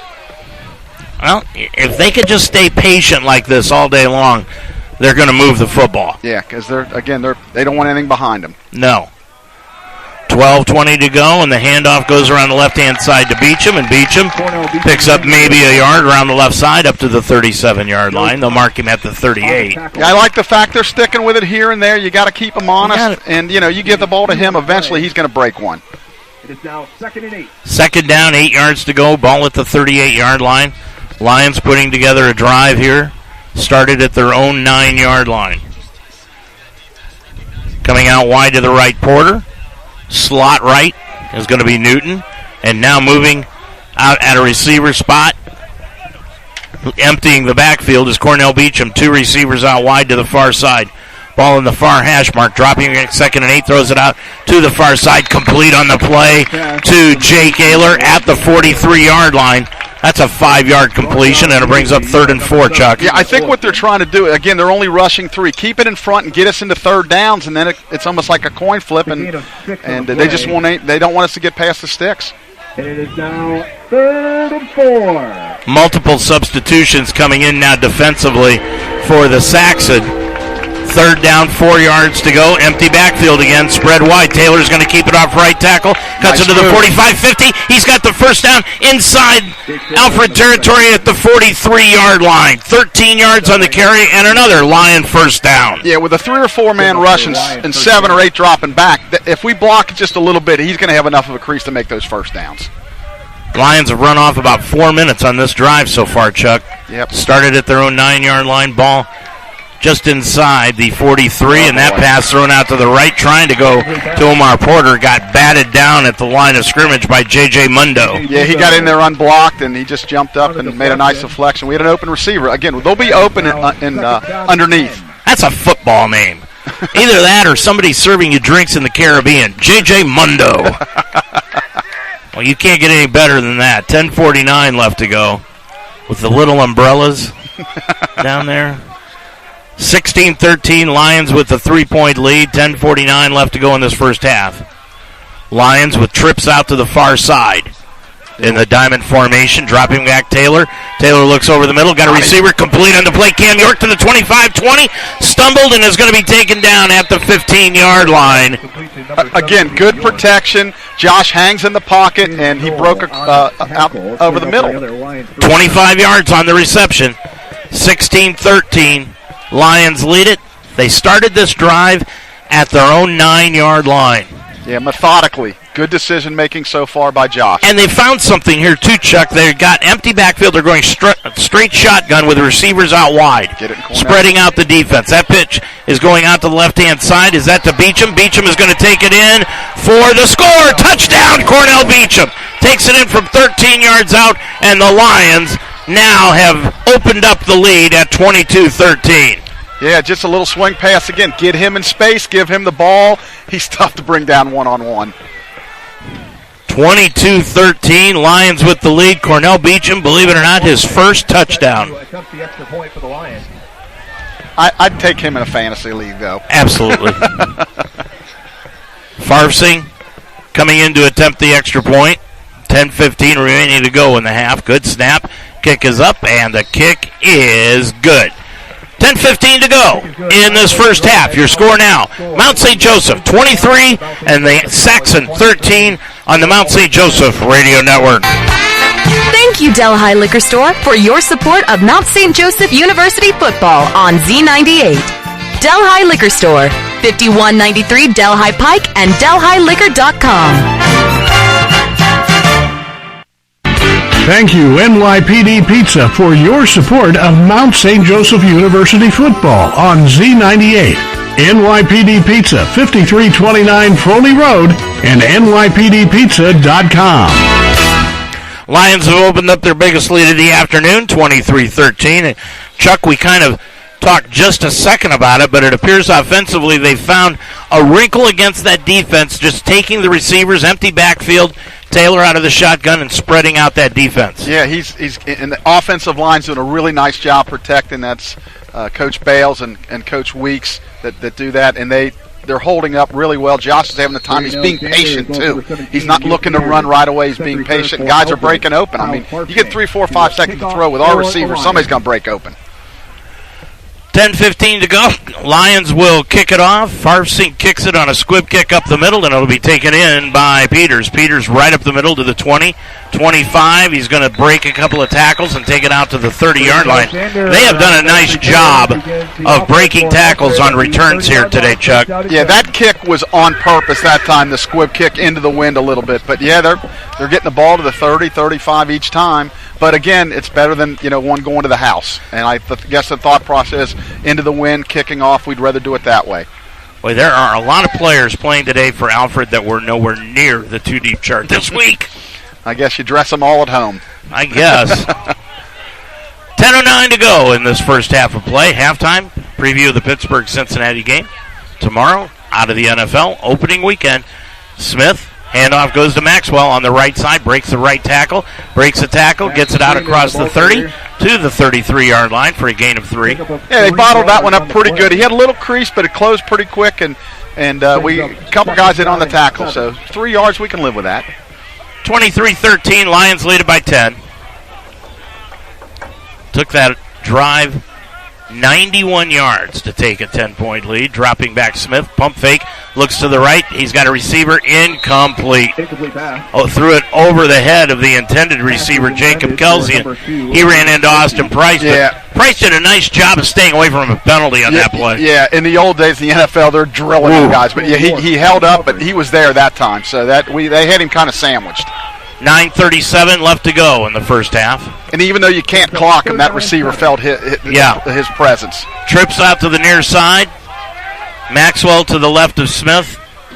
The quarterback, who's a senior this year, looks things over. Now drops back, rolls out to the left. Under a heavy rush. Winds up, throws it upfield. He's got a receiver, and it is caught. Nice catch on the play by Jacob Kelsey in Lions territory at the 27-yard line. A 40-yard completion and a first down for Alfred. He basically threw it up for grabs. He said, my guy's better than your guy, and he made a heck of a catch. You can't ask Austin was right on him. Yep. Cannot ask for any better coverage. 9:20 left to go. And they're going to spot the ball back at the 28-yard line. Ball's now placed at the line. Boy, big play that there. Absolutely. 9:10 and running left to go. Maxwell gets the handoff right off the right guard, takes it to the 25-yard line, continues to move as the offensive linemen continue to block, and he stopped right at the 25-yard line, and a little extracurricular activity going on to the side of that scrum. I think the officials were a little slow with a whistle that time, so that led to a little extracurricular. But now we're bottling up the run a little bit better right now. Stevenson has left the ball game, and Evan Schlensker is back in. for the Lions. Lions playing that 4-3 defense. 23-13, Lions lead it by 10. Receivers out wide on both sides. Maxwell to the left of Smith with the ball in the center of the field. And Smith will take the snap. Fake handoff, throws it out to the right, and it is complete on the play. Pass is complete to number 35, Good. Walden. Zach Walden caught it. Another one of those guys who's not on our too deep. Nice tackle by Austin Price and short of the first down. So they got him in third down there. Probably 2 down territory. So Zach Walden. Check that. Seth Walden making that catch. Excuse me. Senior, 6'2", 225 pounds. Maxwell now lines up right behind Smith out of the pistol. Handoff to Freeman right up the middle. Breaks into the clear. 10, 5, and he is upended right at the 5-yard line by Donaworth. Schlensker just missed him for about a loss of 4. Just missed him. They took it down to the 3-yard line. First down and goal. First and goal now for Alfred with 7.5 minutes. Handoff goes off the left-hand side, and nice play by Anthony Wright to come in and knock down Maxwell right at the original line of scrimmage. No gain. Yeah, nice play by Anthony right there. Loss of 1 on the play. It's now going to be second down and goal. I wondered coming in if Wright would have a little more freedom to do what he is good at, which is chasing down the ball. Yeah, he's got good lateral speed. Right. Probably the best linebacker in the league. I'm going to go right out and say that. Fake handoff. Now handoff goes to Maxwell, and Maxwell takes it down to the 2. And again, there's that man, mama, Anthony Wright. Number 15 of Anthony Wright. Upending Freeman again. Third down, goal to go from the 2. Yeah, so gain of 1 on the play. 6:40 left to go in the half. Again, Freeman. Handoff right side. He'll take it near the end zone, near the goal line. Touchdown. That time he got it in. It took him 3 cracks, but they finally got it in. And Alfred has cut the lead now. The Lions 23 and Alfred 19. Barnini will come in to attempt the extra point. It looked like they had him bottled up there, but he just kept fighting and got his way in there. And that horse is riding again. Yeah, I can't figure that one out. I'm kind of at a loss. He's got a helmet on. I'm not quite sure what that is. It's more of a cloth helmet. High snap, but they get it down, and the kick by Barnini is good. 6:32 to go in this first half. Your score now, it's the Mount 23 and Alfred 20 on the Mount St. Joseph Radio Network. You're a Lions fan. Own it. And we are the radio home of Mount St. Joseph Lions Sports, UltimateSportsTalk.com. Football, basketball, wrestling, volleyball, softball, baseball. We are Cincinnati's sports website and also the home of the Ohio Baseball Weekly Show every Monday night during the baseball season. We are the home of the Mount St. Joseph Lions, UltimateSportsTalk.com. Well, Alfred, as they have been known to do, especially this afternoon, Chuck, they come back with an answer of their own, and they cut the Mount lead to 3, 23-20. Yeah, right now the difference in the game is the blocked extra point. They didn't get their point, and we got 2 out of it, which gives us a 3-point lead. So both offenses are kind of having their way. And you're listening to this game on WDTZ FM 98.1 on your FM dial, and also UltimateSportsTalk.com. Dave Mitchell, Chuck Murray, here with you. 6:32 remaining to go in this first half. At halftime, CBS Sports will be previewing the Cincinnati Bengals trying to go to their second straight Super Bowl, this time winning it, as they take on the Pittsburgh Steelers tomorrow afternoon. Barnini kicks it off, dropping back at his own goal line is Beecham, and Beecham is going to take a knee in the end zone for the touchback. Very smart decision. His momentum carried it backwards, so we're going to take the ball in the 25. Good decision there by Cornell. 6:32 remaining, and the Lions will get the ball at their own 20-yard line. Yep, now they're going to put it out at the 25. Yeah, it should be at the 25. Put that rule into effect quite a few years ago. Still confusing. 6:32 remaining. Beecham will stay in the ball game. Porter comes out wide to the near side, ball in the center of the field. 2 receivers go out wide to the left-hand side for the Lions. Taylor, as they go back to the pistol alignment, Gets the handoff to Beecham. Beecham up the middle, now cuts it out to the left-hand side, picks up some room, and is run out of bounds, and a flag is going to be thrown by one of the back judges. 2-yard gain on the play for Beecham, and let's see what the call is going to be on the flag. Probably in that area holding. I know. Taylor's Josh is pointing towards them. Maybe late hit out of bounds or something. Yeah. Face mask. Face mask. The official's mic is not working here today. Well, it was working for a while, but now it's not working.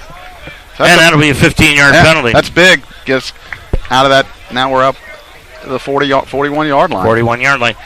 Really want to thank the pep band director for the Saxon here today. He was nice enough to move his pep band down to a little farther away from us, and that was very, very nice of him. 6:20 to go in this first half. Taylor, spread formation again, out of the shotgun, throws it out to Beecham in the slot, and he takes it to the 41, stopped right at the line of scrimmage for no gain. Yeah, they're trying to get him out in space, but they just can't make that initial block, and then, to Alfred's credit, they're flying to the ball. 6 minutes exactly left to go in the first half. This one has been more of a dogfight than a lot of people expected. 23-20, Lions with a 3-point lead. Again, spread formation, trips out to the right, dual receivers out wide left. Taylor takes the snap, now cuts in the middle, and he got grabbed by the helmet and about decapitated on the play by one of the down linemen for Alfred. Looked like 95. Yeah, Dan Quinones. Yeah. Quinones just grabbed him by the face mask and twisted his neck like a corkscrew. Fortunately, Josh looks okay. Face mask, number 95 on the defense. 15-yard penalty, automatic first down. That is the third personal foul penalty against Alfred today. Yeah, well, it's kind of like their first drive. We had a bunch of penalties to get them, and now that's 30 yards in penalties against them. So it's going to take the ball into Alfred territory inside the 50 to the 46, and it's a first down for the Lions, 1st and 10. Ball almost directly in front of Chuck and I up here in the bleachers. Yeah, we're around the 40-yard line or so. Taylor looking things over as he's got that spread formation again. Here comes the blitz, and Taylor saw it coming. Yep. They show it early, and Taylor sees it and then adjusts the play. Play clock down to 10. Taylor now down to 5, and he'll now take the snap. Looks upfield, throws it over to the left side, incomplete. Nice play, knocked away on a great play defensively by the cornerback. Pass was intended for number 7, Cam York. Yeah, really nice play. Keenan Allison. Excellent coverage by number 27. The ball might have came out a tad late, but really nice play on defense. Chris Cox with the outside linebacker came away with the knockaway on that play. 5:15 to go in the first half. Lions lead it by 3. Mariano McKenzie into the ball game. Second down, 10 yards to go. Ball at the 46 of Alfred. I mean, Dave, they've been playing 3 deep safeties the whole game. They have been. You just can't throw it long. Dropping back is Taylor. Taylor looks upfield. He's got a receiver right there. It's complete to York. 15-10, 5, dives in, touchdown! Touchdown, Mount St. Joseph. That's a heck of a throw by Josh right there. 46 yards on the touchdown completion. And the Lions now have opened up a 29-20 lead, and there's a man in the end zone down for the Saxon, and now he's up and walking away. That is Amir Massey, the free safety. Yeah, they split the secondary there, and he came wide open. Again, Josh's offensive line's doing a tremendous job with protection. They're giving him time, and he got it down the field, wide open, and in for 6. Massey had a massive collision with York as he went into the end zone, and Massey came away no pun for the intended, worst. right? No pun intended. Came away the worst for that one. Farsi will attempt the extra point with 5:05 left to go in this first half. Lions leading it by 9. Good snap, kick up, and the kick is good. 5:05 to go in the first half of play from Yanovich Stadium on the campus of Alfred University in the state of New York. Your score, it's the Mount 30 and Alfred 20 on the Mount St. Joseph Radio Network. Changing lives is what great teachers do. And as I saw more students struggling to read, I looked to Mount St. Joseph University for help. The Mount is a national leader in reading science with highly effective research-based methods. Their faculty equipped me to teach students with a range of learning differences, and I was able to make an immediate impact in the classroom. The Mount's fully online reading science program helped me climb higher in my career, but more importantly, is improving the lives of my students. Begin your ascent at msj.edu/read. Chuck, it may come down to this one being who has the ball last. Yeah, we were talking in the break. It's like a basketball game, and 30-20 still in the second quarter. So I said the first one to 50. Maybe it's some things to come. Could be what happens. Farsting will kick it off for the Lions. Back set to return. Yeah, another is kind of Neil drive. Peters, and it's going to be taken in by one of the up backs. That is going to be Jaleel Joseph, and he is going to be knocked down immediately at the 13-yard line, and Donworth is down. He made a heck of a him, and then Austin Price cleaned up. But, yeah, he's hurting a little bit. But, boy, we really got him pinned in here. Yeah, he's hurting. Stopped him right at the 13-yard line. Donworth is still down on the field, Chuck. Yeah, I hope it's just maybe a bang on the bone or something, and he's down on all fours, and the training staff and Tyler Hopperton coming out to take a look at him. Yeah, and we hope it's nothing serious. We got him pinned in here. Donworth's backup is Malachi Hill from Ringgold, Georgia High School. He's going to freshman. be. He's jogging off, Dave. Now he's jogging off. And you just never know how they're going to react. Yeah, you never know. Yep. Good crowd has come up here to New York actually today to support the Mount. Yeah, they have visitors bleachers here, so we got a bunch on the other side. And I know one group, the Newtons, I think left at 3 a.m. to get up here. So love to see the support. 4:59 to go in this first half of action. It is 30-20, the Mount. Ball at the 14-yard line, and that's where Zook Smith will start with the ball for the Saxon. Trips out to the near side. Freeman right beside him on the left-hand side. Smith's going to drop back, throw it over the middle, complete on the play on a nice catch by Jacob Kelsey across the 30 to the 35-yard line. I mean, Dave, that's just guys are just wide open. I don't know what we're doing there, but he's just wide open. 16 yards. Alfred University, first down. Sorry, that was not a gain of 31. No. That would have meant they would have had the ball on the 4. Correct. Going out wide to the right-hand side, Darvey Gray. But it does start. I'm sorry, it starts up front. They're getting good protection. Freeman to the left. Tight end to the right, Seth Walden, who's lined up to the right-hand side in a slot next to the quarterback. Smith looking it over. Somebody's got a whistle out there. It almost sounds like the play was blown dead, but it wasn't. Handoff goes to Freeman around the right side and outside the 35 up to the 38-yard line.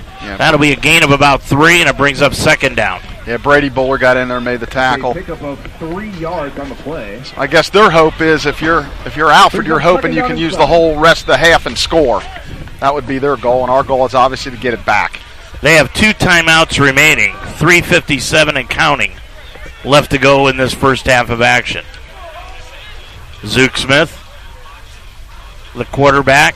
Now the tight end Walden drops off the line.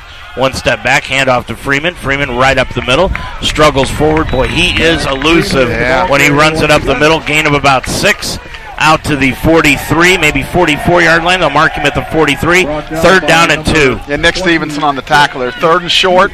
Big play right here. 3:25 and running. Smith, handoff Freeman up the middle, has the first down. Outside the 45 to the 47, 48. Stop right there at the 49, 6 yards. Yeah, he's a load. There's no question about it. He's a load. He's not that big either. No, but he plays bigger than his actual size, if that makes any sense. 5'9", 190 pounds, and he is just a sophomore. Yeah, he's strong. Keeps his legs moving.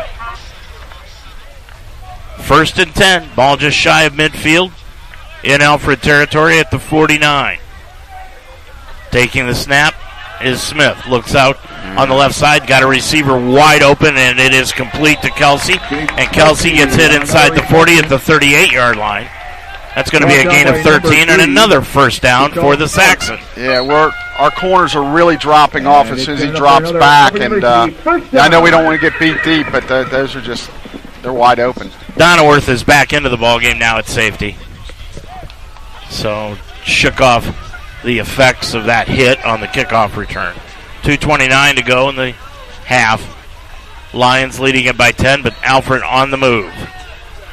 Smith looks out to the left, throws over to the left-hand side, and it is complete, and then incomplete. No, they're going to call it a fumble. Lions have picked it up at the 35-yard line, and they're going to run it all the way back for a score, but now I'm hearing a whistle, and somebody is blowing it dead from clear back in the backfield. Wow, the official right on top of it let it go, and the guy on the other side of the field's blowing it dead. Oh, boy, this is going to be something.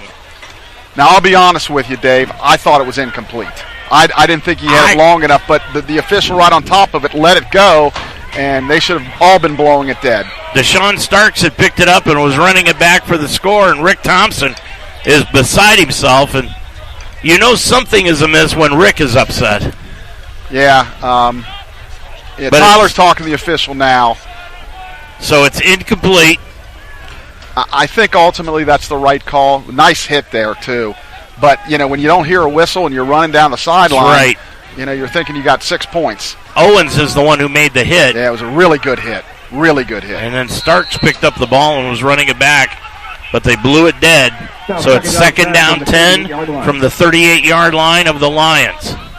2:09 left to go. Now the officials what are we going to do blow now? It dead. Their timeout. They're going to talk about it, I guess. Well, I'm not sure what there was to talk about. Maybe there's a clock issue. Maybe the clock continued to run. His mic's not working either, so I think they want to add. Yeah, they're going to add 6 seconds. There we go. 2 minutes, 15 seconds. Okay, and that's what they got it at. 2:15 added 6 seconds. 30-20. Lions leading it by 10. Second down and 10 yards to go for the Saxon. They've got Walden tight end right, lined up right behind the right guard. Dropping back is Zook Smith. Throws it out into the flat, complete to Maxwell. Maxwell caught her off the bobble inside the 35. That's a hold on down at the 33-yard line. Yeah, that's a hold. I don't see a flag though, Chuck. No, they threw a flag. It's a hold. Yeah, they've thrown the flag, but I still don't see it. They're talking about it, but I'm telling you, do you see it? I saw him throw it originally. I don't see it now, but it's a hold. Boy, he picked it up quick. I still don't see a flag out there. There it is. Now there it is. Yeah, clear down by the 20. Number 15. 10-yard penalty from the spot of the foul. Replay second down. Okay, that's big. 2:08 left to go. That's going to knock them back outside the 40 to the 45-yard line and bring up and make it second down. About 17. And 17 yards to go. Yep. Walden tight end left. Now moves up tight end right on the line of scrimmage. Maxwell in the backfield. They have not given Chambers any carries in this second quarter, and now they're going to reset the play clock. Now he's saying, start it back to 25, I guess. He's trying to tell them. Yep, there they go. Here we go. Now he's going to wind it. We're under 2 minutes. 2 minutes to go, and now it's running. It is second down, 17 yards to go. Smith looks things over. Lions in that 4-3. Handoff. Now fake handoff. Throws it up the left-hand side. He's got a receiver. That's great. And they're going to call a penalty on the Lions, and I don't think there was anything there, Chuck. We had triple coverage. Wow. Yeah, that's, boy, I've kept my tongue most of the game, but boy, that is a poor call. Oh, boy. Number 3, 15-yard penalty, automatic first down. What did they call? Did they call holding or pass interference? They called pass interference. And on what? What did he do? I didn't see anything at all. He might have maybe grazed his hand on his back, but nothing to impede him or anything. Well, again, I guess I'm going to say it. You go on the road, you just never know. Yeah, 1:44 to go. So, It's a 15-yard penalty from the original first line. Down. Yeah, it's an automatic first down. Automatic first down puts the Saxon at the 30. They've got 2 timeouts left. Remember that. So they've got a short field to work with here. Minute 44 to go in the half. Walden now moves off the line of scrimmage. Handoff to Freeman. Freeman right side. Takes it inside the 30 down to the 27-yard line. Another gain of 3 yards. Well, it used to be they say if you throw the pass 3 things and 2 bad things can happen. Now it's 2 good things. You can get pass interference on if you breathe on a guy. Bowler on the tackle. I don't think Woody and Bo would have even taken advantage of that anyway. Woody would have got another 15 on that. Yeah, that's true. He would have went crazy. Yeah. Might have broken a yard marker. Yeah. 30-20, Lions by 10. A minute 10 to go in the first half. Smith, long snap count. Now the handoff, fake handoff, throws over the middle, and it is knocked away. And another penalty called against Deshaun Starks. And I'm going to be honest, Chuck, this is getting embarrassing. Well, one thing if I'm the Lions, what I would do, they're running them same patterns, them kind of like hook patterns or down the seam patterns, little slants. Take away that, make him throw to the outside because they're calling it, again. Defense. Number 3. You could even see a cushion from up here. There was no touching at all. Yeah, it's really good defense and now the coaching staff, they're really getting upset. Yeah. And they should. So that'll be another 15-yard penalty. Yeah, well, we talked earlier, the first drive they had, then we kind of had a penalty infested. Now they got the penalty infested drive. Takes it down to the Lions' 14-yard line. A minute 1 to go. They've still got those 2 timeouts in their hip pocket. They can do anything they want. Smith putting a man in motion. That is Kelsey to the near side. Handoff Freeman right up the middle. Stopped short. Picked up maybe a yard on the play to the 13. Tell you what, they're doing a really good job managing the clock. I mean, if we get it back, there's going to be little or no time. They're doing a nice job. Tell you what, they're better than what I saw out of them last year, and better than what they showed last week. Well, again, that week 1 to week 2 thing. Second down, 9 yards to go from the 13. Smith rolls out to the near side, the left side. Looks up, can't find anyone, tucks it under, and he's going to be run out of bounds at the 12. Yeah, that's what I'd do. Make him throw to the outside. Make him throw outside the numbers. Yard gain on the play, 3rd down, 8 yards to go from the 12. 2 on the play. Brings up 3rd down and 9.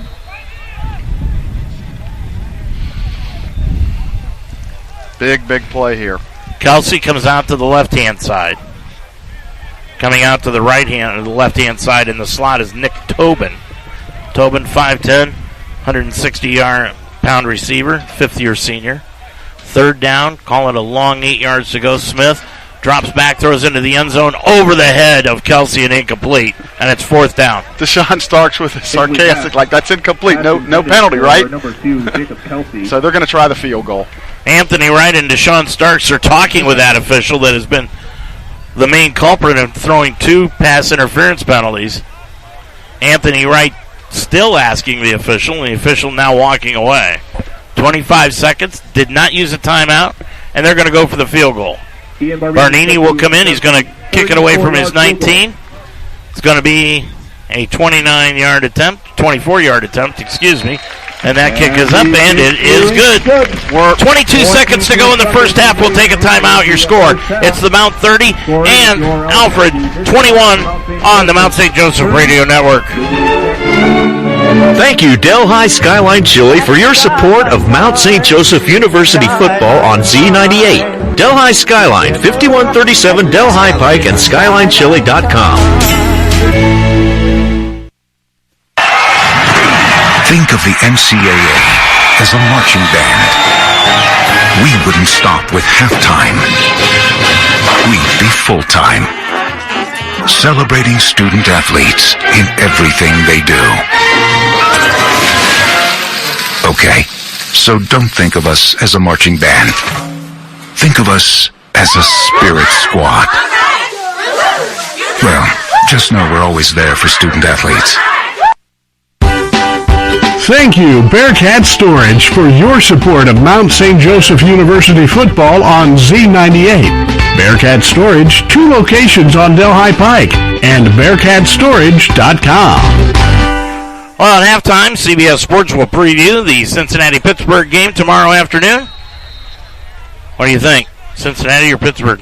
I'd have to go with the Bengals at home in their home opener. But, Mitch Trubisky's done a nice job in preseason. He's won that job. And Barnini's going to kick it off with 22 seconds to go. High bounding kick up the middle of the field. Beecham will take it in at the 14-yard line to the 15, out to the 30, to the 40, and he's going to be hog-tied and brought down by a gang of Saxon tacklers at the 41-yard line. Yeah, it's a shame there's not a little bit more time, but again, they did a great job of running the clock almost all the way out. Lions with a 7-point lead, 30-23, 3 timeouts remaining. 15 seconds to go in the half. You'll probably see the Lions just take a knee. Unlike last week, I expect them to take a knee, and I think it's the right decision going into the win. They'll have the ball to open up the second half. Yep. And they'll take the victory formation. Yeah, Alfred won the toss and chose to receive. And Taylor takes a knee, and that'll do it for the first half of play. So it's been back and forth, Chuck. And it's almost shaping up to be one of those games that whoever has the ball last has the best chance of winning. Well, if they have it last, hopefully we have a 2-score lead.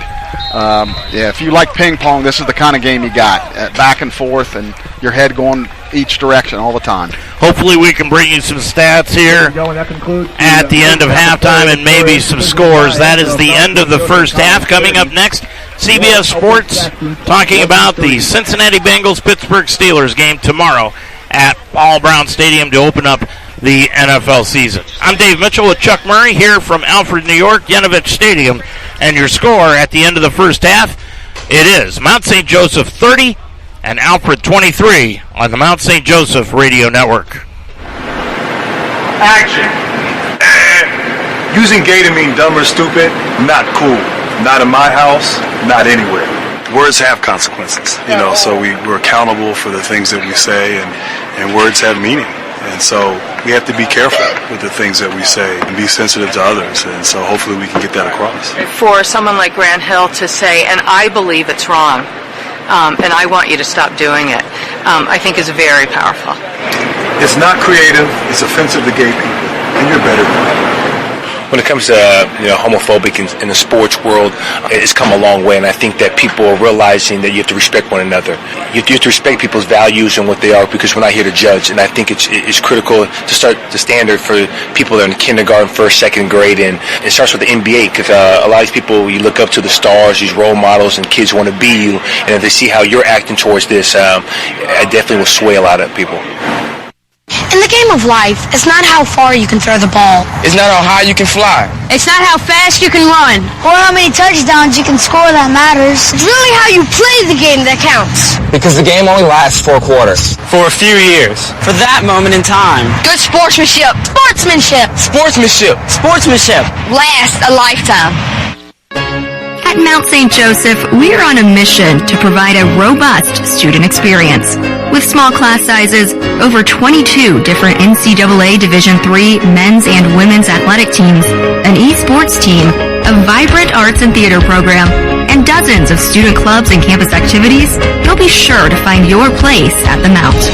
Discover your potential. Discover the Mount. Visit our website at msj.edu/admissions.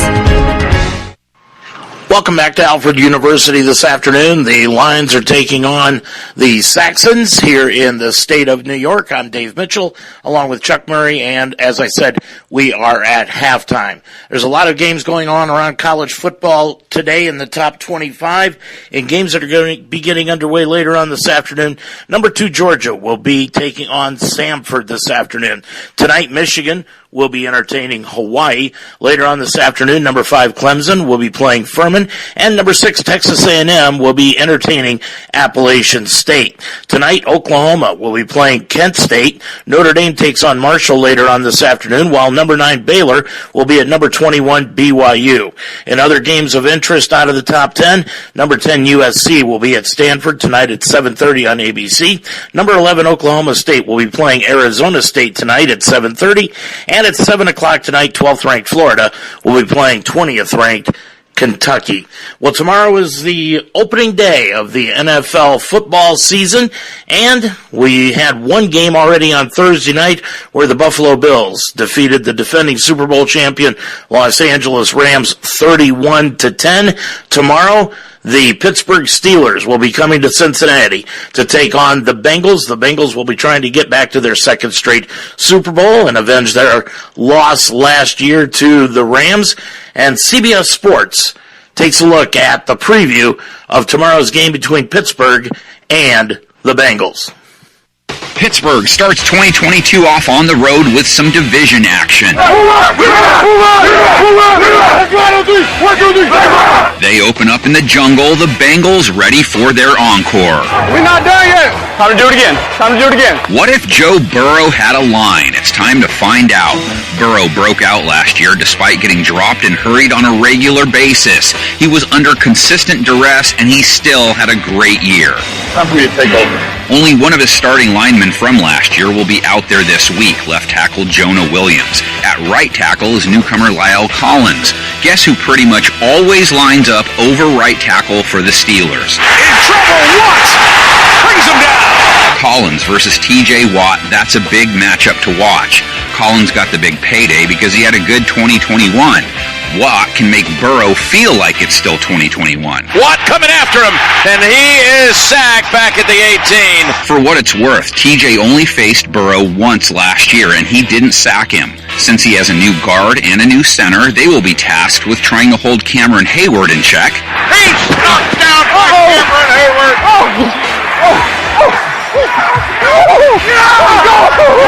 Let's go! Alex Highsmith can also get home. He did so a half dozen times in 2021. Under pressure. Down he goes. That's a huge sack for Alex Highsmith. And they have the Force on their side now. Larry Obi-Wan Kenobi Ogunjobi, he's the traitor that emigrated to the dark side. Locke is sacked from behind. Ogunjobi. Pittsburgh's pass rush was and still should be a key strength of theirs. Last year, it helped them contain Burrow's favorite target in a way. Jamar Chase didn't have any blow-up games against the Steelers, but he did against plenty of other teams.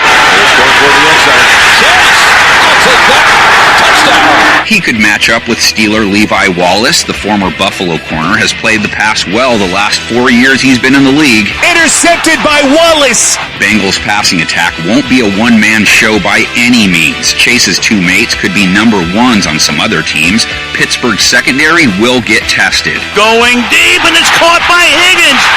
He goes in for the score. A 75-yard touchdown. Downfield, look at this. On the fly, Boyd, foot race. That is 6. Leaping into the end zone. Steelers counter with Akello Witherspoon. 2021 got cut short, was playing the pass really well before the injury. It's intercepted, and that is Witherspoon running up the field. And whoever finds themselves in the slot will get Cameron Sutton. If he doesn't fare better in this game than he did last year, he might be the Waldo Burrow is looking for.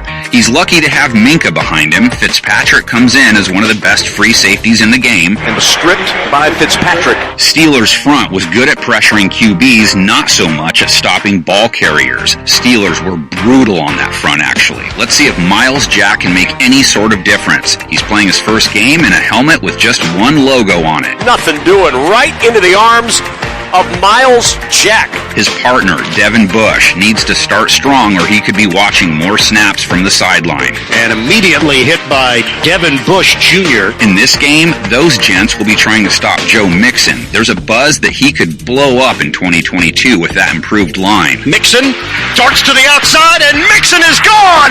Touchdown, Bengals! And he's a fine safety valve, so expect him to haul in a few passes as well. Underneath, it's Mixon, second, goal at the 9, diving in!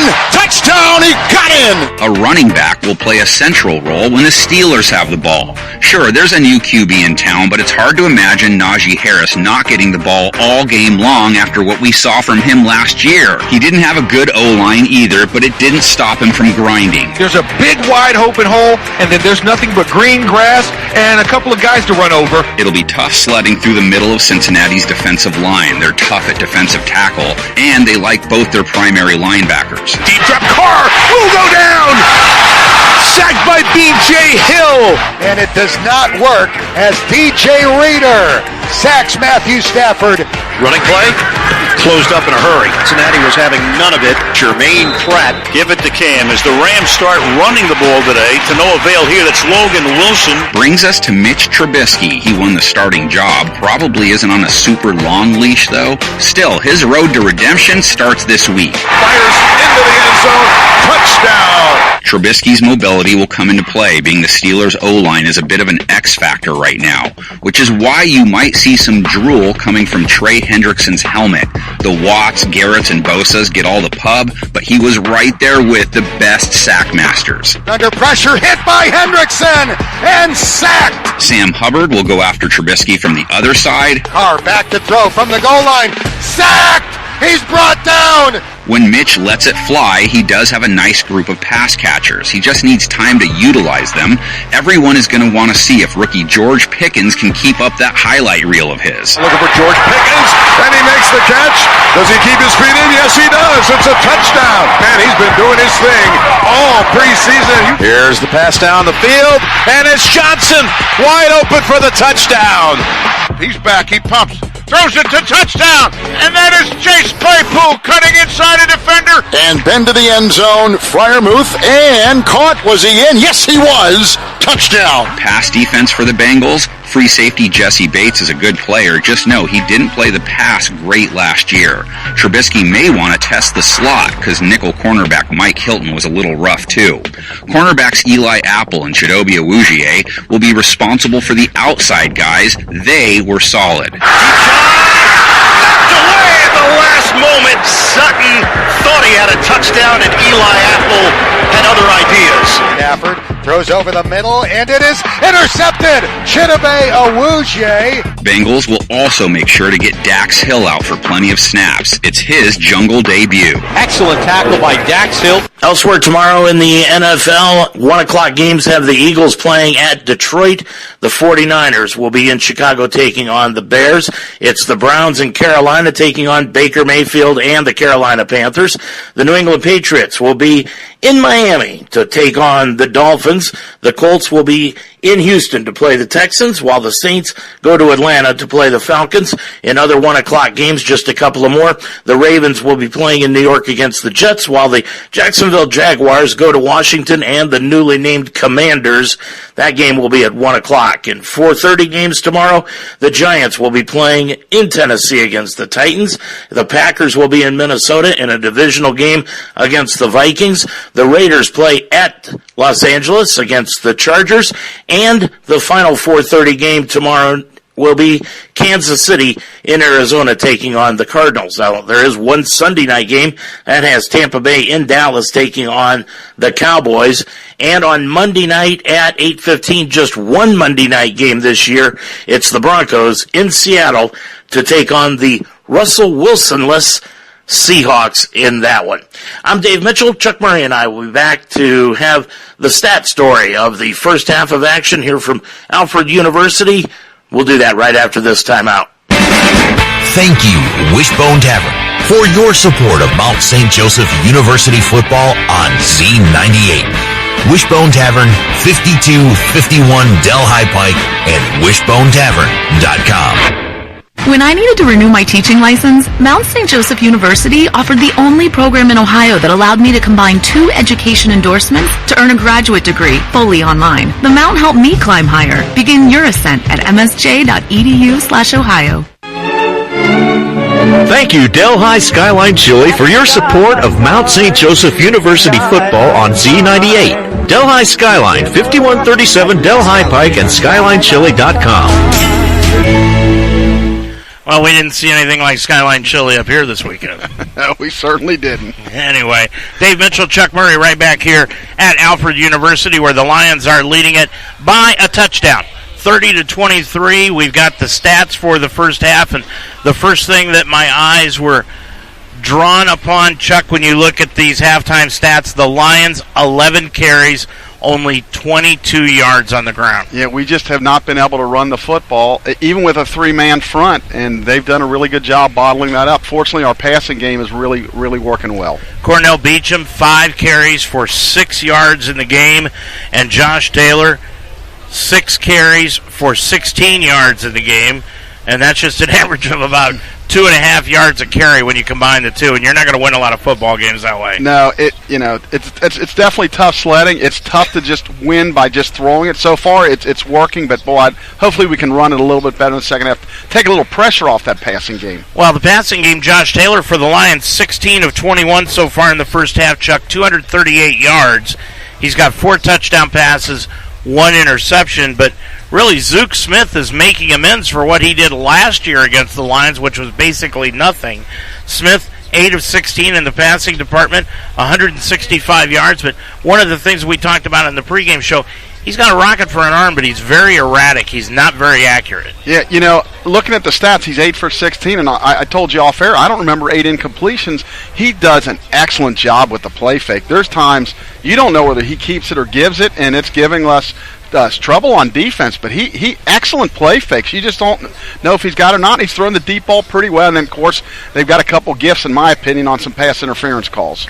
Well, and when you look at what they're doing on the rushing attack, they're averaging almost 4 yards a carry, Chuck. 24 carries so far in the first half, 102 yards they've got on the ground. Yeah, Freeman's been really good. 22 carries, 95 yards. He's got a long of 18, scored a couple touchdowns. I thought we did a little bit better job in the second quarter. In other words, we were talking they would be in 2nd and 7 instead of 2nd and 3, and so I thought we did a little bit better job. But they're running the football. We're not, so we should feel fortunate. We get the ball coming out of the second half. They chose to receive the football to start the game, and let's get a drive together. But with the lead and the way they've ran the football, and we haven't. You might think, hey, we're behind, so we're still up 7. Thank goodness for the blocked 2-point or the extra point that we ran back for 2. And so we got a 7-point lead, getting the ball on the road, so let's go with it. Here's another surprising stat, total offense. Right now, Alfred has 267 yards of total offense. They've run 40 plays. The Lions just 7 yards less, 260 yards, and they have run 8 plays less than what Alfred has. They've run 32 in the first half. Yeah, well, if you think about it, I think there's only been 1 punt in the game. Yeah, they punted 1 time, so the offenses have been ruling, and the other thing that sticks out to me is the penalty yardage. We got 6 for 61, They got 5 for 60, so a couple of them, you kind of question, but that's the judgment, and you just got to live with it. Yeah, I mean, the penalty yardage, like you said, boy, you've really got to wonder about that. And possession time, well, they've outpossessed us by almost just over 3.5 minutes. Yeah, again, it goes back. They can run the football. They're moving the chains.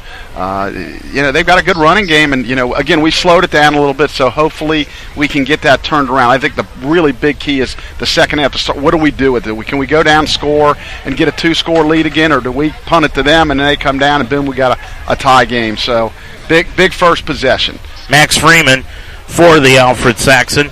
22 carries in the first half, 95 yards. He's just 5 yards shy of 100 yards in this game rushing. Yeah, again, we looked at from last week, the guy ran wild on us, Murray, and now he's having a pretty good day. But again, it really doesn't matter how you get your yards. We just got to figure out a way to stop that play fake and get to the quarterback. I think a couple of times we've been really, really close. We hit him. I think we can cause a turnover if we can get to him. And then coming out, we'll get the ball. They'll have the choice of whether taking the win in the third or fourth quarter. Well, let's take a look. Oh, there goes that horse again. Yep. Yeah, I still don't understand that helmet. I'm trying to figure that out, but anyway, nonetheless. Is that like a Civil War helmet or something? I don't know what that is. Yeah. And then when you look at the uniform that they're wearing, I'm not sure. Maybe before we leave here today, we can get an explanation. From one of the locals. Cornell Beecham has caught 4 passes for 37 yards in the ball game, and Jake Ayler 3 passes he's caught for 16 yards. 1 touchdown going to Joey Newton. He's caught 3 passes for 65 yards. Cam York has a touchdown catch, 3 catches, 84 yards. Cooper Jones, his first touchdown of the year, 1 catch, 2 yards on that one. Omar Porter, Zakeem Hunley, and as I said, Cooper Jones have each caught 1 pass in the ball game. As far as receiving for Alfred, Darvay Gray has got 2 catches. Jacob Kelsey, 4 catches, 73 yards, along of 40. Darvay Gray, 2 catches for 83 yards, along of 69. Max Freeman and Seth Walden have each caught a pass in this contest. So, your score at the half, it's the Lions 30 and Alfred 23. When we come back, we'll have second half action for you coming up next on the Mount St. Joseph Radio Network. You want to advance your career through education, but you have a busy family and work schedule. Mount St. Joseph can help. The Mounts School of Business offers an MBA program on Saturday mornings where you can earn your master's degree in 2 years. Courses are led by faculty who are experts in their areas and taken one at a time, and the GMAT is not required for admission. Classes every Saturday can make a huge difference in your life and your career. Learn more about the Saturday MBA program. Visit msj.edu/MBA. Thank you, Delhi Barbers, for your support of Mount St. Joseph University football on Z98. Delhi Barbers, 402 Greenwell Avenue, and DelhiBarbers.com. Chuck, what do the Lions have to do defensively in order to stop this Alfred offense, which we thought was kind of non-existent coming into this game? Well, I think the key is for the defensive line to win some battles because, again, they have excellent play fakes and stop the run. If we have to bring linebackers and safeties up and then all of a sudden then play action passes are wide open over the middle. So I think if we can stop that way them linebackers and safeties don't have to come up, we can play the pass a little bit better. And to their credit, they made some really nice throws. And the third and long they had in the second quarter, they completed way down at 30 yards down the field. A guy made an incredible catch. Austin Price was one right on him. Sometimes you just got to give them credit, but I think that's the key. And that's going to be a big key. And plus the fact we don't seem to be getting any kind of a pass rush on Smith either. No, we've come, as I mentioned, we came close a couple of times, but he's rolling to his left. I'd like to see maybe push him where he has to roll to his right. Always try to make him roll to their weak side. Yeah, and maybe we'll see Anthony Wright line up on that side coming in the second half. Yeah, it's a thought, but I'm sure everybody's making their adjustments at halftime. Lions are going to get the football to start the second half. Of course, we talked about how Alfred won the coin toss and decided to take the football. Well, it worked out for him. They took it right down the field and scored. Yeah, absolutely. I mean, that was their plan. They took time off the clock, and, they kind of punched us in the gut. And I guess if you ask them whether they're down 7, they don't get the ball, but they'd rather be down 7 than down 14 and getting the ball. So, right. So you can look at it both ways. I personally always like deferring. But, the old Bill Belichick, you score at the end of the half, you get it to start the second half. But yeah, they're they got to feel good about themselves. After getting beat pretty good last week, they're playing pretty well. They're right in. It's a tight ball game. Well, I looked at one of the keys of the game. The Lions had to get this game over early. Yeah, well, it ain't over early. It's not happened at all. Nope. Your score at halftime, 30-23. Chuck and I will be back with second half action next on the Mount St. Joseph Radio Network. Thank you, Cincinnati Open Box Outlet, for your support of Mount St. Joseph University football on Z98. Cincinnati Open Box Outlet, 6252 Glenway Avenue, openboxoutlet.com. Thank you, Cincinnati Open Box Outlet, for your support of Mount St. Joseph University football on Z98.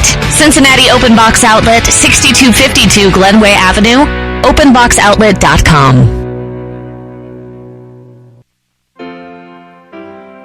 Teaching is my calling, so when I needed to renew my license, I chose Mount St. Joseph University. The Mount offers the only program in the state of Ohio that allows you to combine 2 education endorsements to earn a graduate degree. In less than 2 years, I combined the reading and gifted intervention specialist endorsements. Classes were convenient, fully online, and I received personal attention from my professors. The Mount helped me climb higher in my career. Begin your ascent at msj.edu/Ohio. Dave Mitchell, Chuck Murray, right back here at Alfred University, Unovich Stadium. About 400 miles to the east of Cincinnati, Ohio, straight up I-71. We thought it was straight up I-71. That's what all the maps said, right, Chuck? And then when we started on the highway, it kind of diverted us. Yeah, we were all over, and we saw some nice part of the country. A lot of green trees and backyard kind of ways to get here. So it was fine. It was a good ride. Yeah, it wasn't bad at all. You slept through most of it. Now, wait a minute here. I did my share of driving. Yeah, you did, yeah. Yeah, but the Lions are leading this one by 7.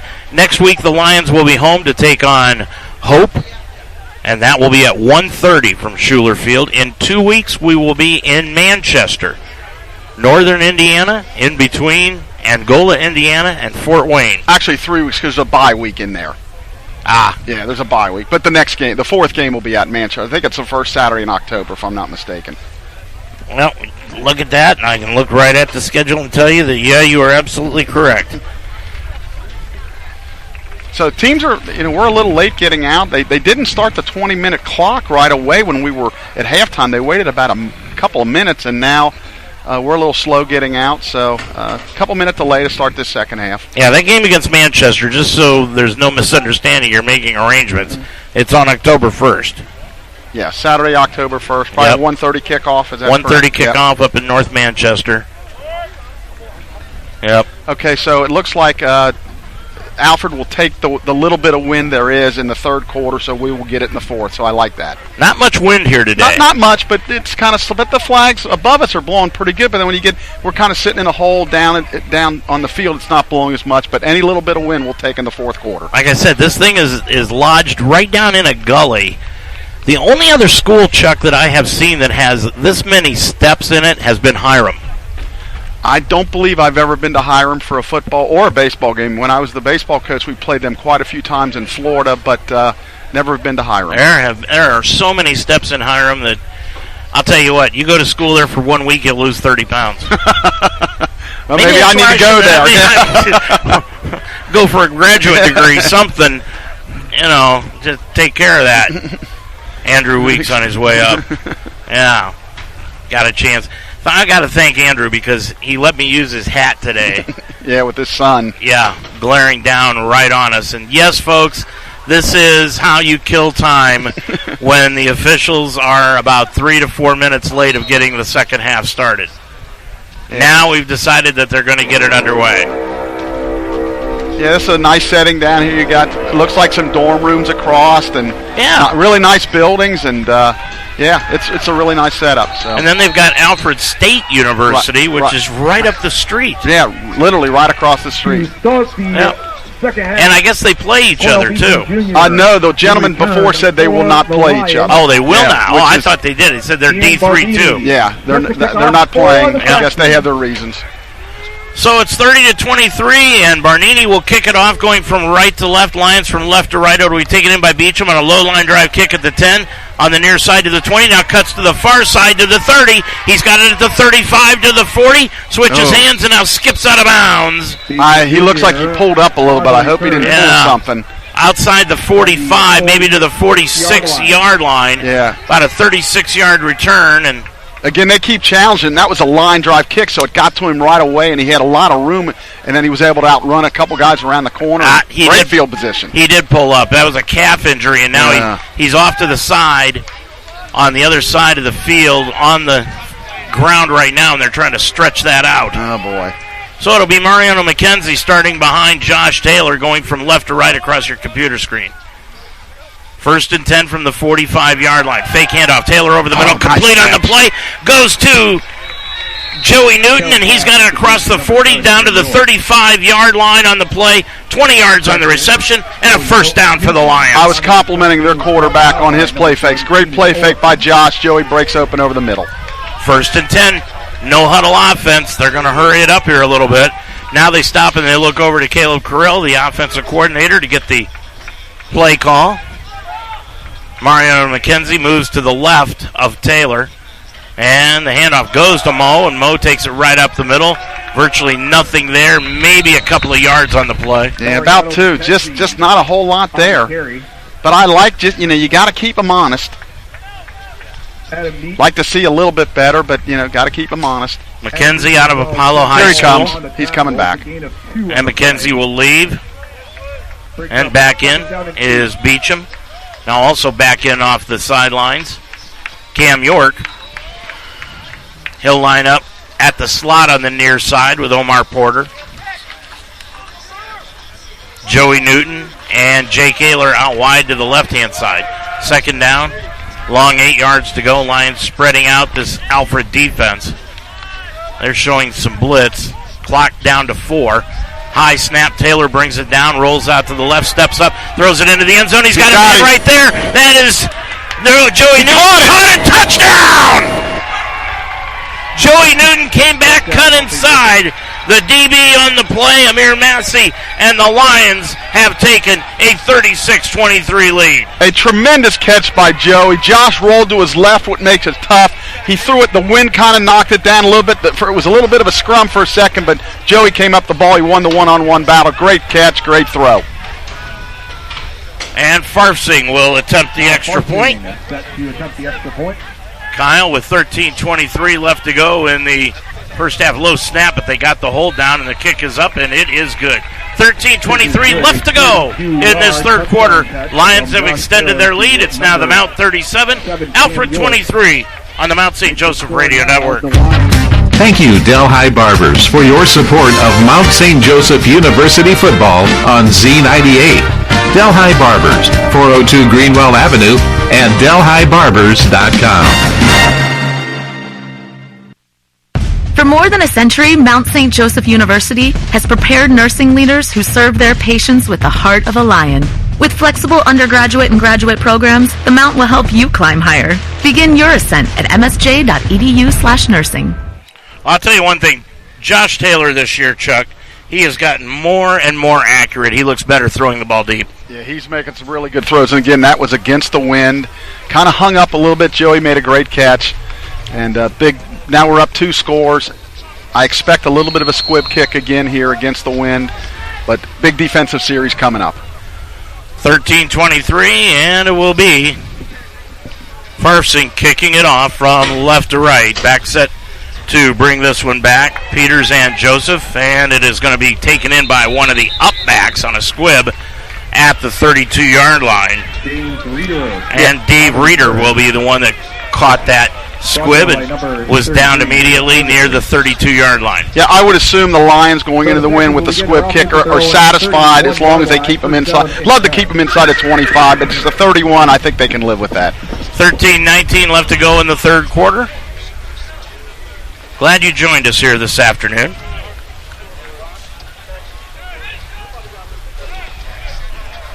37-23, Mount on top of it. Smith, who was 8 of 16 in the first half, passing. Fake handoff, now hands it off to Freeman, and Freeman gets hit right at the line of scrimmage, the 31-yard line. No gain whatsoever. Noah Hammond in there with Jack Butler. Yeah, they close that out real fast. Yeah, about a half a yard. That's what we like to see. Jack Tucker in. Of course, he had a heck of a game last week. Elder High School. Yeah, used to physical play. Yep, local product. That's what we like to see. Freeman lines up to the right. Walden tight end right behind the right guard. Just in front of the running back Freeman, who's to the right of Smith. And Smith hands it off to Freeman. Freeman grabs a couple of yards up to the 34-yard line. Well, I'll tell you what, Chuck. The line judge on that play immediately went to the 35-yard line, and Freeman came nowhere near the 35, and they both spotted him there. Yeah, I know they pushed him back to about the 33, but yeah, the 35 is a pretty generous spot. He just walked right up to the 35-yard line, didn't even look, just went right there and spotted the ball there, and Freeman was nowhere near the 35. Big third down play here. Third down, call it a long 7. Into the ball game now, Hakeem Chambers, who took the place of Freeman. Trips out to the near side, Smith now rolls out to his left. He's open. Throws it out, and it is complete on the play, and a first down to the receiver, Jacob Kelsey, the senior. Yeah, it's a little disappointing. They've run that play 2 or 3 times today, and we have not stopped it yet. He just goes right out to the sideline, finds out where the first down is, stands there, and they throw it to him in the back shoulder. Yeah, that's disappointing. 11:42 left to go and running in the third quarter. Staniszewski now at the tight end position, 6 foot, 235-pound junior at the tight end, right behind the right guard. Moving in motion is Chambers. Now Smith is going to keep it on the quarterback keeper up the middle off the right side, and he'll take it up to the 45-yard line. They'll give him out to the 46. So that's a gain of about 4, 2nd and 6. coming up. I think you said that right, give him, because it looked like he hit down at the 45 and slid to the 46. 11 minutes left to go in the third quarter. Lions already with a score in their pocket here in the third, 37-23. They lead it by 2 TDs. Second down, 7 yards to go for a Saxon first down. Lions showing blitz. Now they drop back in that 4-3. Dropping back, Smith looks up the left side. He's got a receiver. Starks turned his head, went up, knocked it away, incomplete. Nice play. Yeah, really good defense. You know, every time they throw long now, you're kind of holding your breath because you don't know if you're going to get a flag. Good defense by Deshaun. 10:40 to go. On the coverage. And I just noticed that the back judges, Chuck, have switched sides. Yeah, that could be the way they do it in quarters, or there could be a mechanic involved there that they switch. Interesting. Yeah. We'll have to see in the fourth quarter. The only reason I noticed that was because the back judge that has been normally calling pass interference is on the other side. With it, Smith throws over the middle, and it is going to be knocked away incomplete. Triple coverage on the play against the receiver, Morling. Morling went up, tried to get that pass, but he was triple covered. Right, pass was high, and just deflected it. Nice job by Austin Price and his fellow teammates there. So we're going to force a punt. Now's where the Lions need to just put their foot on the accelerator. Yeah. 10:35, they've got a 2-touchdown lead here. Let's put this thing to rest. Zach Johnson sets a punt for the Saxons. Cornell's got to make sure he's deep enough. They've got the wind. And I think this is the second time. Yeah, second punt of the day for them. Second time that they've punted. Get away from it. And the kick is going to be inside the 15. Beecham's going to let it go into the end zone for a touchback. 54-yard punt. No return on the play, and the Lions will get it back after the touchback with 10:27 left to go in this third quarter play. Yep, very good decision by Cornell there. He didn't hit it actually clean, but got up the wind, hit on the right side, and just let it roll in the end zone. 37-23, Lions by 14.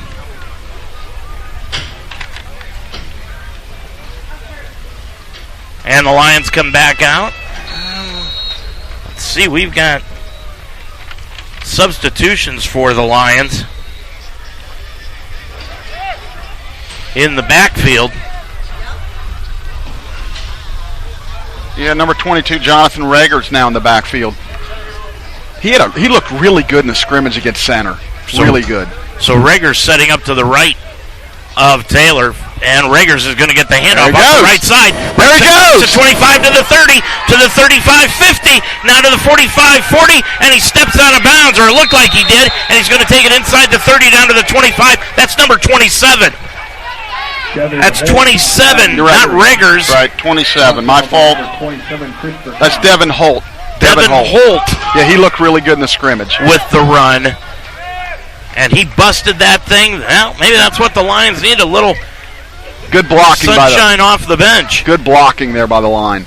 Holt is still into the ball game. He's going to stay in there. Yeah, he made one defender miss, and he was off to the races. Well, he showed a lot of speed on that. 9:52, ball at the 25-yard line. Hand off to Holt. Now there's going to be a holding penalty called against Porter as Holt cut it down to the 16-yard line. Yeah, unfortunately, it was right in front of the bench of Alfred, and he tried to pull back, and he realized his mistake.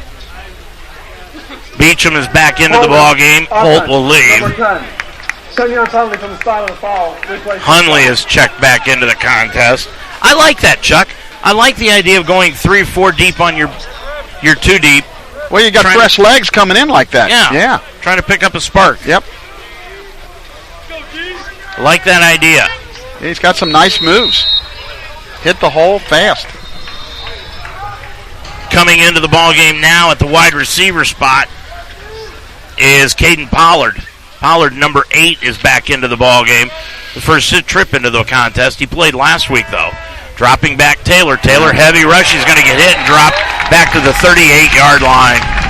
First sack of the afternoon, and there's a man down for Alfred. Yeah, Josh wants a face mask call, and he's not going to get it. And a man down for Alfred.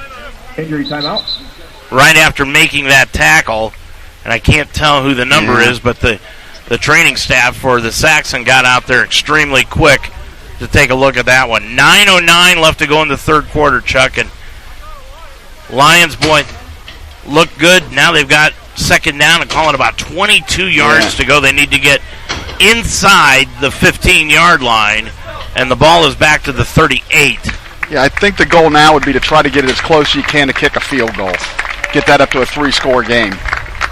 That was Preston Cole, who was injured. He looks like he's okay, 240 pounds, senior. This is a senior-laden roster for Alfred. Yeah, they don't need to get greedy here to try to get it all back in one play. Just try to get, a few yards, get it to maybe the 25 where you got a shot at a field goal. Trips out to the far side for the Lions, including Porter, Newton, and Beecham. Now they're going to that spread offense, shotgun formation. 2 receivers out wide here to the near side. Clock running under 9 minutes to go in the third. Taylor looking over the defense, showing a safety blitz, but now it backs off of it. Taylor, heavy rush, get away from one defender, rolls out to the left of the 35, 30, 25, 20, and steps out of bounds before he can get hit. Right at the 21-yard line, he's going to be shy of the first down after a gain of about 17 on the play. Really good decision by Josh again. He's making really good decisions. Hauls it in. He's rushed hard, rolled to his left. He was trying to direct Joey a little bit, but he took off. He'll take the 17 yards. It is now 3rd and 6. 8.5 left to go and running in this third quarter. Lions by 2 TDs.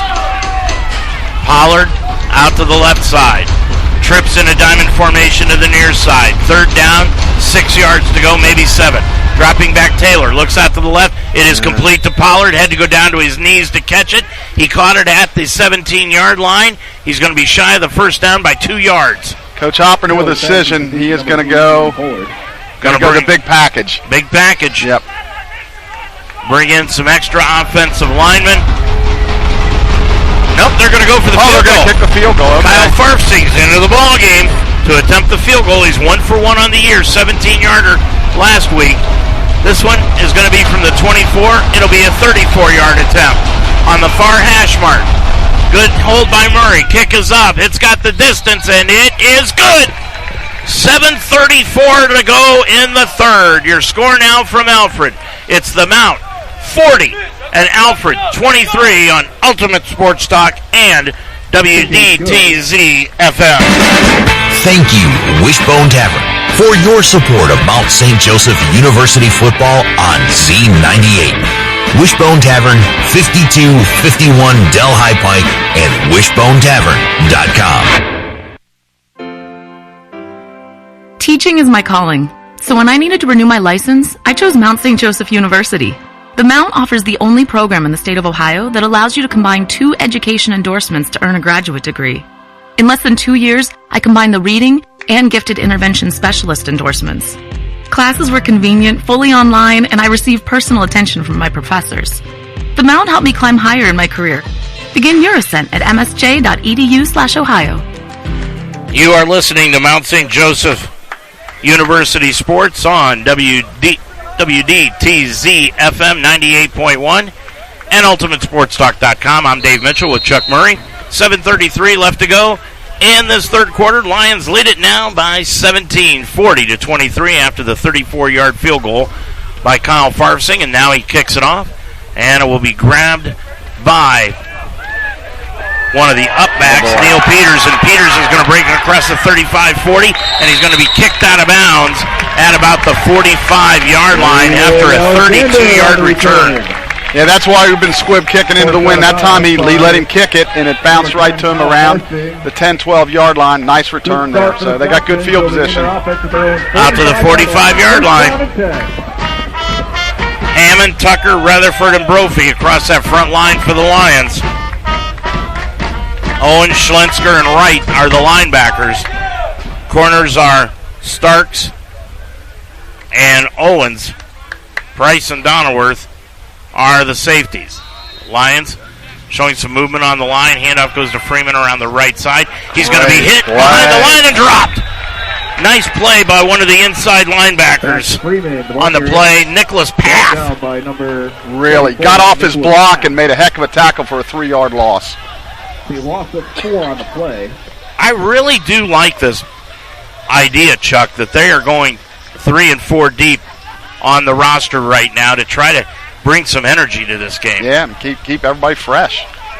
Loss of 3, second down, 13 yards to go from the 42. Moving in motion is Kelsey to the near side. Fake handoff, now it goes to Chambers, and Chambers gets hit at the line, gain of about a yard. And it will be 3rd and 12 after the tackle by Noah Hammond. And Lucas Bowling was in. Bowling got in there too, yeah. So we got him 3rd and long. 1 on the play. Take away that slant down the middle. Now 3rd and 12. Well, 3 receivers out to the near side. They have been very, very successful going to Kelsey on this play to try to pick up a first down. Chambers still in the backfield to the right of Smith, who's got the ball on the far hash mark out of the pistol. Takes the snap, drops straight back. Pump fake out to the left. Now rolls out to the left. Heavy rush by Hammond. Throws up the field. He's got a receiver, and it is complete Short on the of the first play down. to Darvay Gray in Lion territory at the 48-yard line, but he's going to be shy by about 2 yards. Yeah, I'm thinking they're going forward here, and they are. Nice job by the quarterback. Let's see what Curtis Bailey, the OC, dials up here for the Saxon. They're going to bring Freeman back into the ball game and Walden. This is their running package. Yeah, I expect a pass, though. They've got 2 tight end setups now. Staniszewski is into the ball game now. They're going to line up behind the guards, Walden and Staniszewski. I'm expecting some type of misdirection pass here. Freeman out of the pistol, backs up right behind the quarterback. Handoff Freeman, he's got it up the middle. First down, picked up 3, 4, 5 yards down to the 41-yard line. Boy, that's a lot of confidence right there. 4th and 3, and just to go right up the middle, and boy, they made it easy to their credit. 5:15, clock stops on the first down. Now the officials. Yeah, they went big and won the line of scrimmage on that one. I think you're making one of the Lions' defensive linemen. His leaving the ball game is going to be Rashon Newbolt. Newbolt from Sycamore. He's leaving because his headband came out from behind the helmet. Jeez. All these rules and regs that you have to just adhere to. Boy. Into the contest is Bowling again. 5:10 left to go in the third quarter. 17-point Lion lead. 2 tight end setup. One lines up on the line, the other right behind the left guard, and now a timeout is going to be taken by Alfred as Bob Rankle could see that they were a little confused. That's their first timeout. 4:57 left to go in the third quarter. We'll take one also. Your score, Mount St. Joseph 40 and Alfred 23 on the Mount St. Joseph Radio Network. The School of Health Sciences at Mount St. Joseph University is a proven leader in healthcare education. The Mount offers bachelor's, master's, and doctoral degrees in nursing, including a blended online RN to BSN program and the innovative MSN Magellan program. For nearly 100 years, Mount St. Joseph University has produced outstanding healthcare professionals. Learn more at msj.edu/health sciences.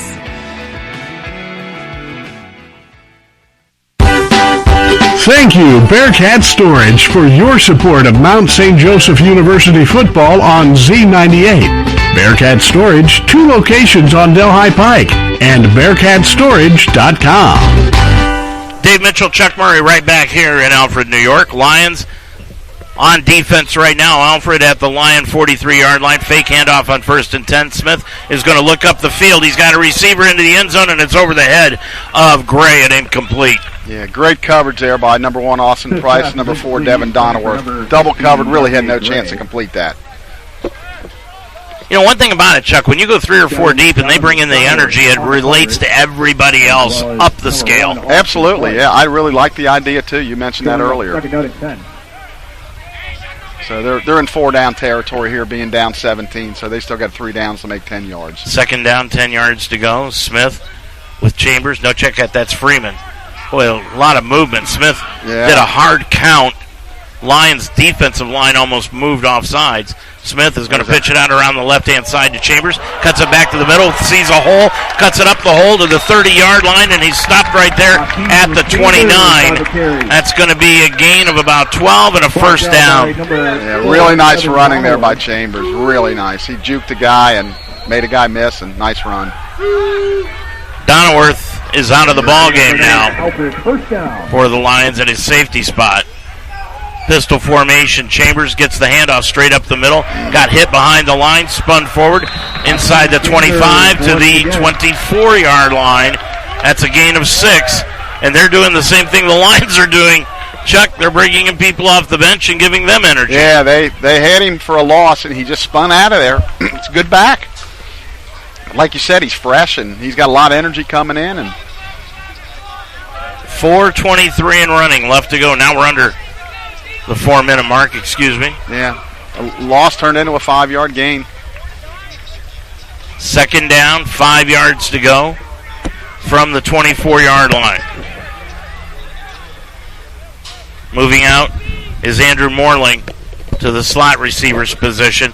Darvey Gray out wide right, and the handoff goes to Chambers, and he's going to be hit by Austin Price behind the line of scrimmage and dropped for a 2-yard loss. Yeah, he came on the blitz. That was they bottled him up there. There was nowhere to go. Good play by the Lions. They got him in 3rd and long now. But again, it's probably 2-down territory. 3:20 and running left to go in the 3rd.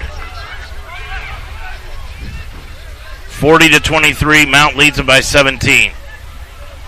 Kelsey goes all the way out to the right-hand side. Moreling, slot left.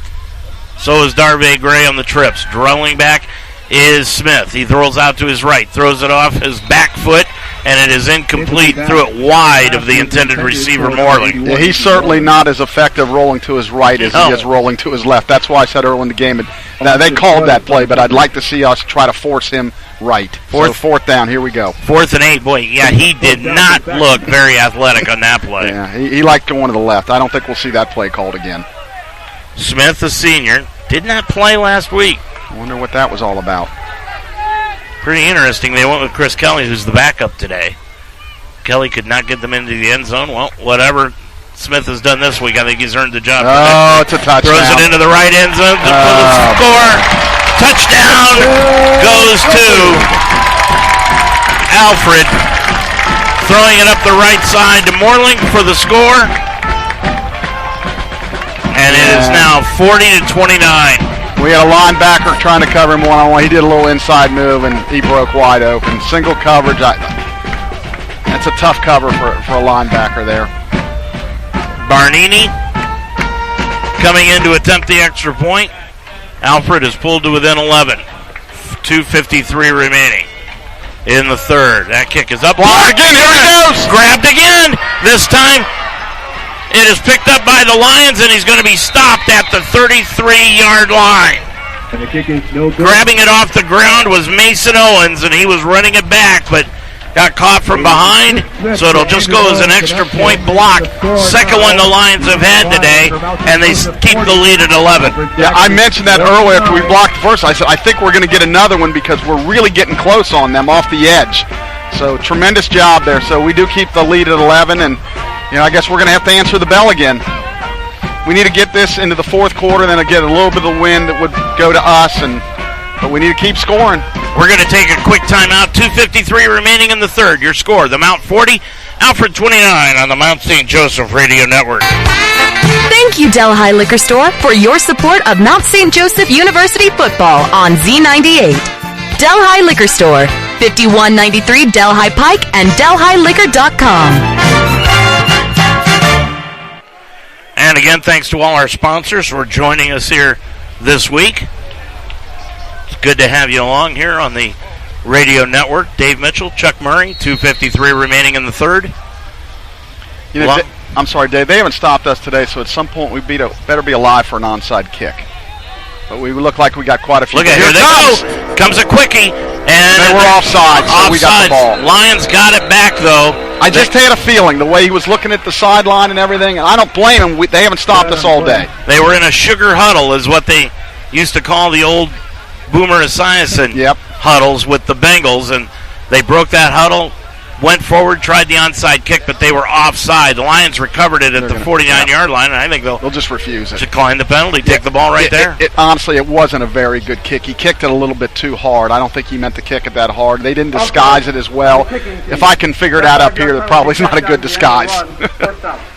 Well, I know whenever I try to kick off a football, it ends up being an onside kick. So, so what they'll do, they'll add the 5 yards to the recovery. So that's great. So it'll take it down to the 44-yard line in Alfred territory. Lions start it right there, leading it by 11, 2:52 remaining in the third. Still into the ball game. Holt stays in the ball, or is in the ball game again. He's going to come back in and start for this series. Joey Newton out wide left, Porter slot left. Coming out wide right, Omar Porter. Right behind Taylor to the left is Holt, the running back, on 1st and 10 from the 44 of Alfred. Fake handoff. Taylor, good protection. Now protection breaks down. Rolls to his left, then to his right. Tucks it under. Looks upfield. He's just going to tuck it under at the 40 and scamper out of bounds at the 38-yard line. Picked up maybe 5 on the scamper. Ran 50, picked up 5. Another good decision. I know he wanted to cut it loose, but again, live for another. Take the 5 yards, you're 2nd and 5, and keep the clock running. You got the ball. 2:35 left to go in the third quarter. Lions by 11. Sun has peaked behind the clouds, and it is getting kind of cool here now in New York.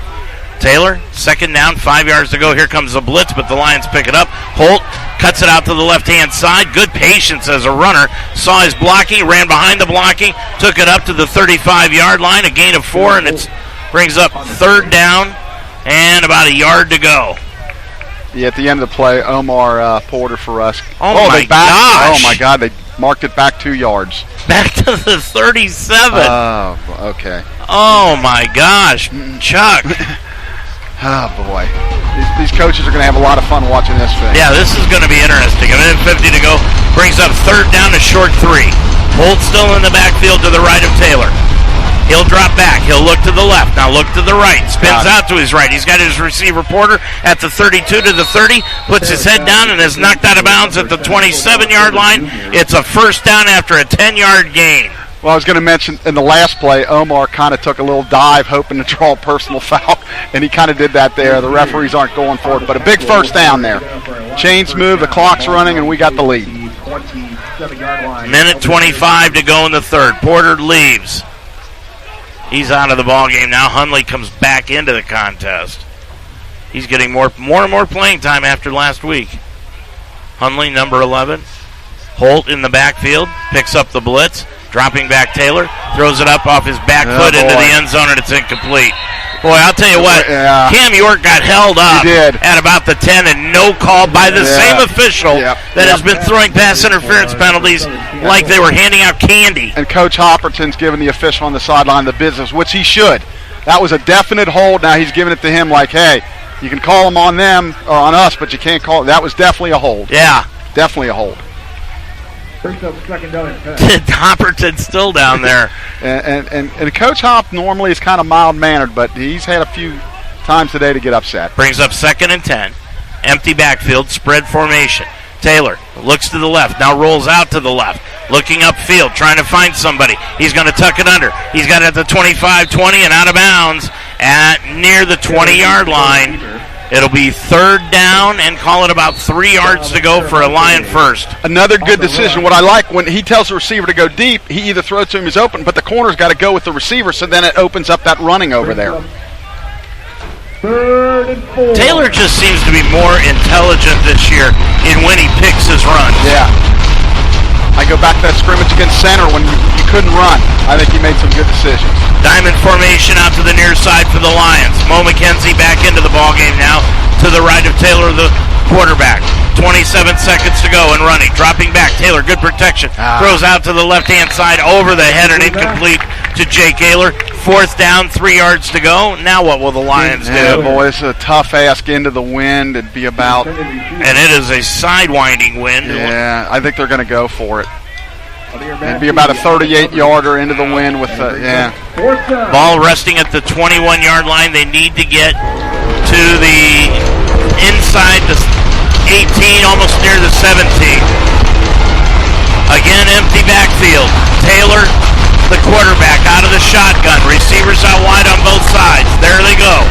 Dropping back Taylor. Looks looks to his left. Great protection. Yeah. Still backpedaling. Now looks into the end zone. Now he's going to tuck it under. Throws it into the end zone. He's got a receiver. That's Hundley. It's incomplete. Hundley just could not dive and catch the ball. Taylor threw it a little too far ahead of him. 4th down, and now the Lions are going to come in and give up the ball on downs, and Alfred will have it.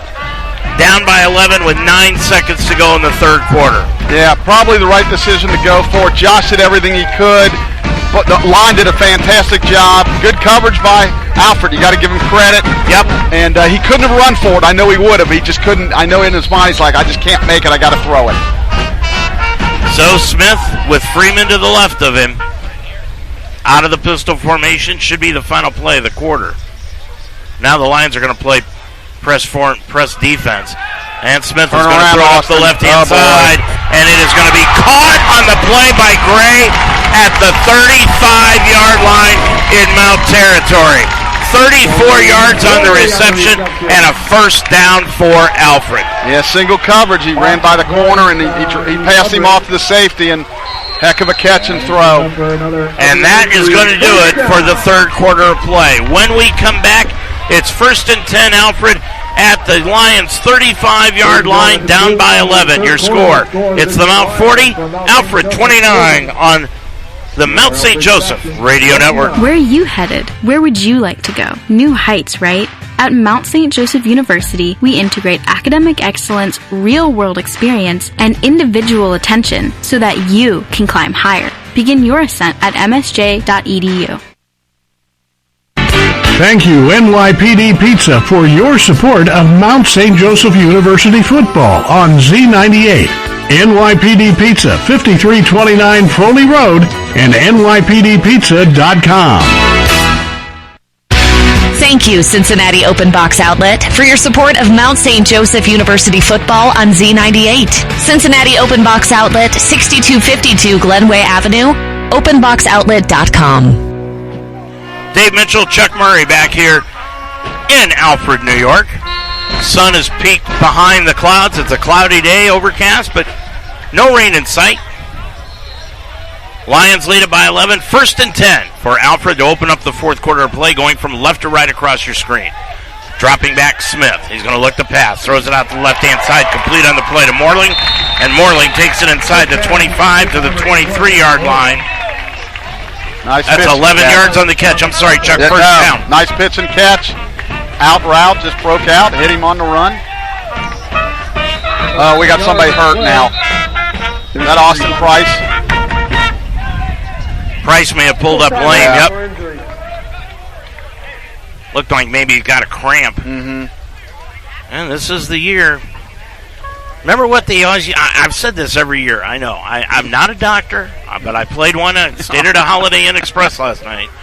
You know, but I mean, I don't know if you've ever heard this. I'm sure you had to hear this, but the old remedy for cramps, pickle juice.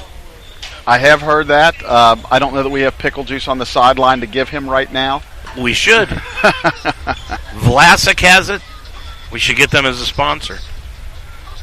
Bring in as much pickle juice as you possibly can have. But seriously, that's what they used to do. I used to bale hay and get a cramp in your calf muscles, or your hammies, and you drink pickle juice, and boy, within 30 seconds it was gone. I know, it sounds hard to believe. I won't tell you what my dad always told me a good remedy for a cold is. Maybe off air. Off air. Yeah. We got to come up big here. 40-29. Lions lead it by 11. Is going off the field now is Austin Price. Alfred looking at a hard count. Play clock just down to 25, so he's got plenty of time. Now takes the snap, throws it up the left side. It's going to be caught in the end zone for the touchdown. How'd he get it in there? It was double teamed, and it went right through the hands of the DB back there, Jonas Smith, and into Morling or check out Gray for the touchdown, and it's 40-35. They're going to go for two here to try to get it within 3. Boy, oh boy. I mean, you can't get up. That was just a great catch by Morling, but that should have been intercepted, Chuck. Yeah, I mean, we had two guys. I thought we were going to intercept it. Now they're giving them a break. They had the 29. Oh, they want it on the left hash. So they'll put it on the left hash. They're going to go for 2. That's interesting. A left-handed quarterback going on the left hash. That is interesting. Yeah. Very interesting. So he'll go on the left hash. Freeman is right behind him. Take away that slant over here. 14:26 left to go. Freeman, handoff, right side, takes it all the way in for the score from 3 yards out. And it is now a 3-point Mount lead, 40-37, with 14:26 left to go in the ball game here on UltimateSportsTalk.com and WDTZ FM 98.1. We're just going to keep it right here. Boy, about 5 minutes ago in this ball game, Chuck, it looked like it was a 40-23 game, and the Lions with the football. I said, let's put this thing to rest right now, but they didn't do it.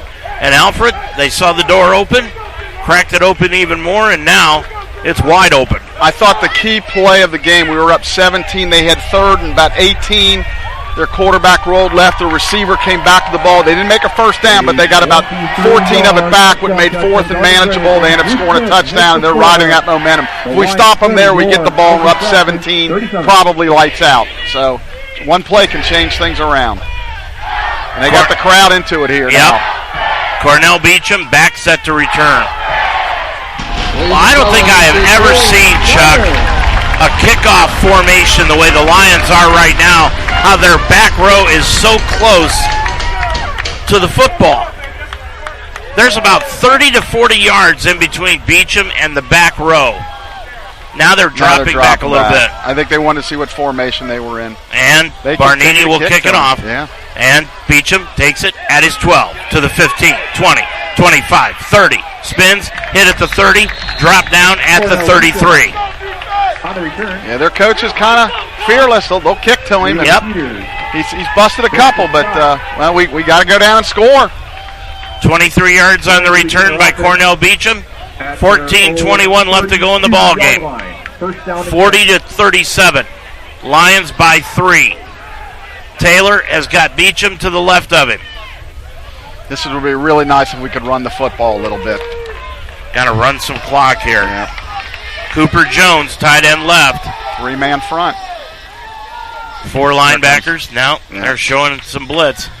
And that gets shut off, and Beecham cuts to the right-hand side. There he goes. Across the 35 to the 40, 50. He breaks it into the clear to the 40, 35, 30, 25, and he's going to be battered out of bounds at the 20-yard line. We talked earlier, he's a ticking time bomb. You just keep giving it to him. He's going to eventually break one, which he did. They thought they had him bottled up 2 or 3 times. He kept breaking tackles. 48 yards on that run by Cornell Beecham. That's why you keep giving him the football, Chuck. Yeah, he's just that good. Ball, they're going to spot him out of bounds at the 22. 1st and 10 for the Lions at the Alfred 22-yard line. Mo McKenzie into the ball game now for Beecham. Hard count by Taylor. Looks to the sideline to Caleb Carrill, the offensive coordinator for the play. Dual receivers out on the left-hand side for the Lions. Cooper, tight end left. And the handoff to McKenzie. Cuts it up the middle, down to the left-hand side, dives forward to the 20. Be a gain of about 3 for Mo McKenzie. Yeah, I love the fact I mentioned earlier that Caleb's sticking with the run, mixing it in, just not becoming totally one-dimensional. Tyler Hopperton said yesterday, I'm a Mo McKenzie man. He's going to get his touches. Just relax, be patient. It's just hard when you have Beecham and all these great players. Single coverage on Newton over here. Beecham to the left. Taylor, again, hard snap count, then looks to the sideline. Play clock down to 15, so plenty of time on that. Yeah, looks like they're in a bump and run situation here. Game clock at 13. Fake handoff. Taylor looks to the left. He's going to throw the fade into the end zone, and it is knocked away on a good defensive play by the Lions wide receiver, Joey Newton, because the DB, Keenan Allison, had that intercepted. Yeah, I think Caleb saw that, and they changed the call, and they had single coverage. Credit, he held up under pressure there, knocked it down. 12:53 remaining. 3rd down, 8 yards to go for the Lions from their 21. At the Alfred 21, excuse me. Beecham still in the ball game to the right of Taylor. Drops back. Taylor looking to the right. Looking. Throws it into the end zone in the back corner, and it is incomplete. Trying to go to Jake Ayler, but he threw it out of bounds. Boy, they're going to try the field goal. The intended receiver. So it'll bring up 4th down, and Kyle Farfsing will come in to attempt the field goal. He is 2 for 2 on the year, 1 for 1 today. That one was a 34-yarder. This one is going to be spotted at the 27, so it will be a 37-yard attempt. What wind there is virtually non-existent, but it's at his back. Oh, they were Here offside. comes the rush. They were offside, but Farfsing gets the kick away. It is good. They didn't call it. Looked like they were offsides. 12:39 left to go in the ball game. Your score from Alfred. It's now the Mount 43, Alfred 37 on the Mount St. Joseph Radio Network. Thank you, Delhi Liquor Store, for your support of Mount St. Joseph University football on Z98. Delhi Liquor Store, 5193 Delhi Pike and DelhiLiquor.com.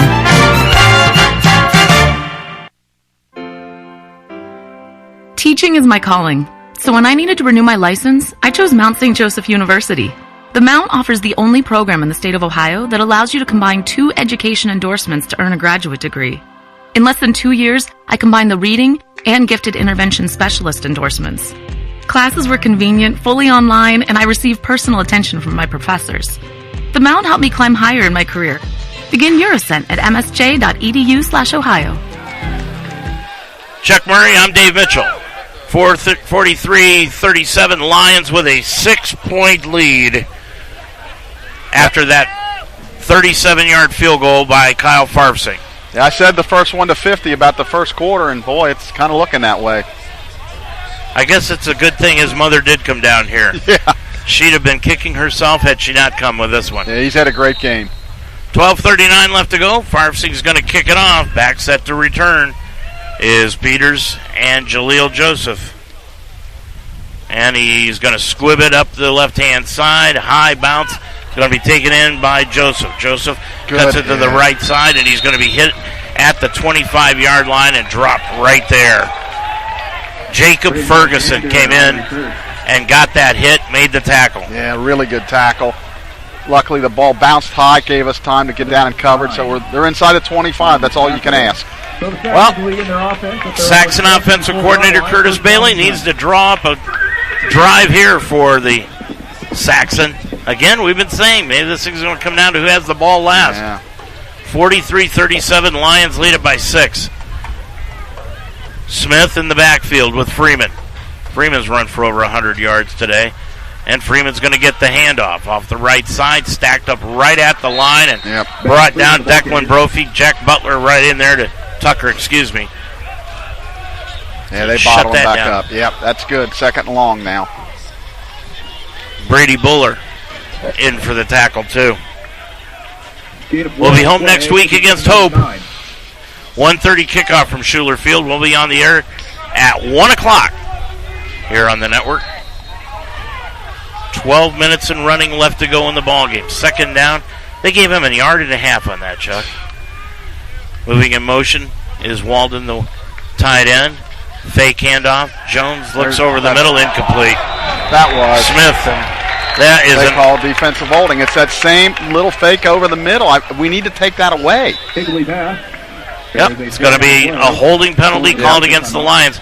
And we did notice in between quarters, the back judges did flip at halftime and have not flipped back. We had somebody down.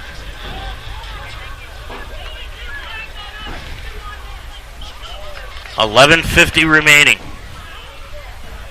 This one has been a good one. Yeah, they got down 17, but they kept fighting, and they're back in the game with a chance to take the lead here on this drive. It's not exactly what we expected. Defense, number 21. The ball will be placed at the spot of the foul, automatic first down. Okay, I thought it was going to be defensive holding. That's what I thought, too. But either way, they got a first down at the 37. Yeah, I thought that was going to be... They actually gave him the better part of valor. Gave him the better part of that penalty.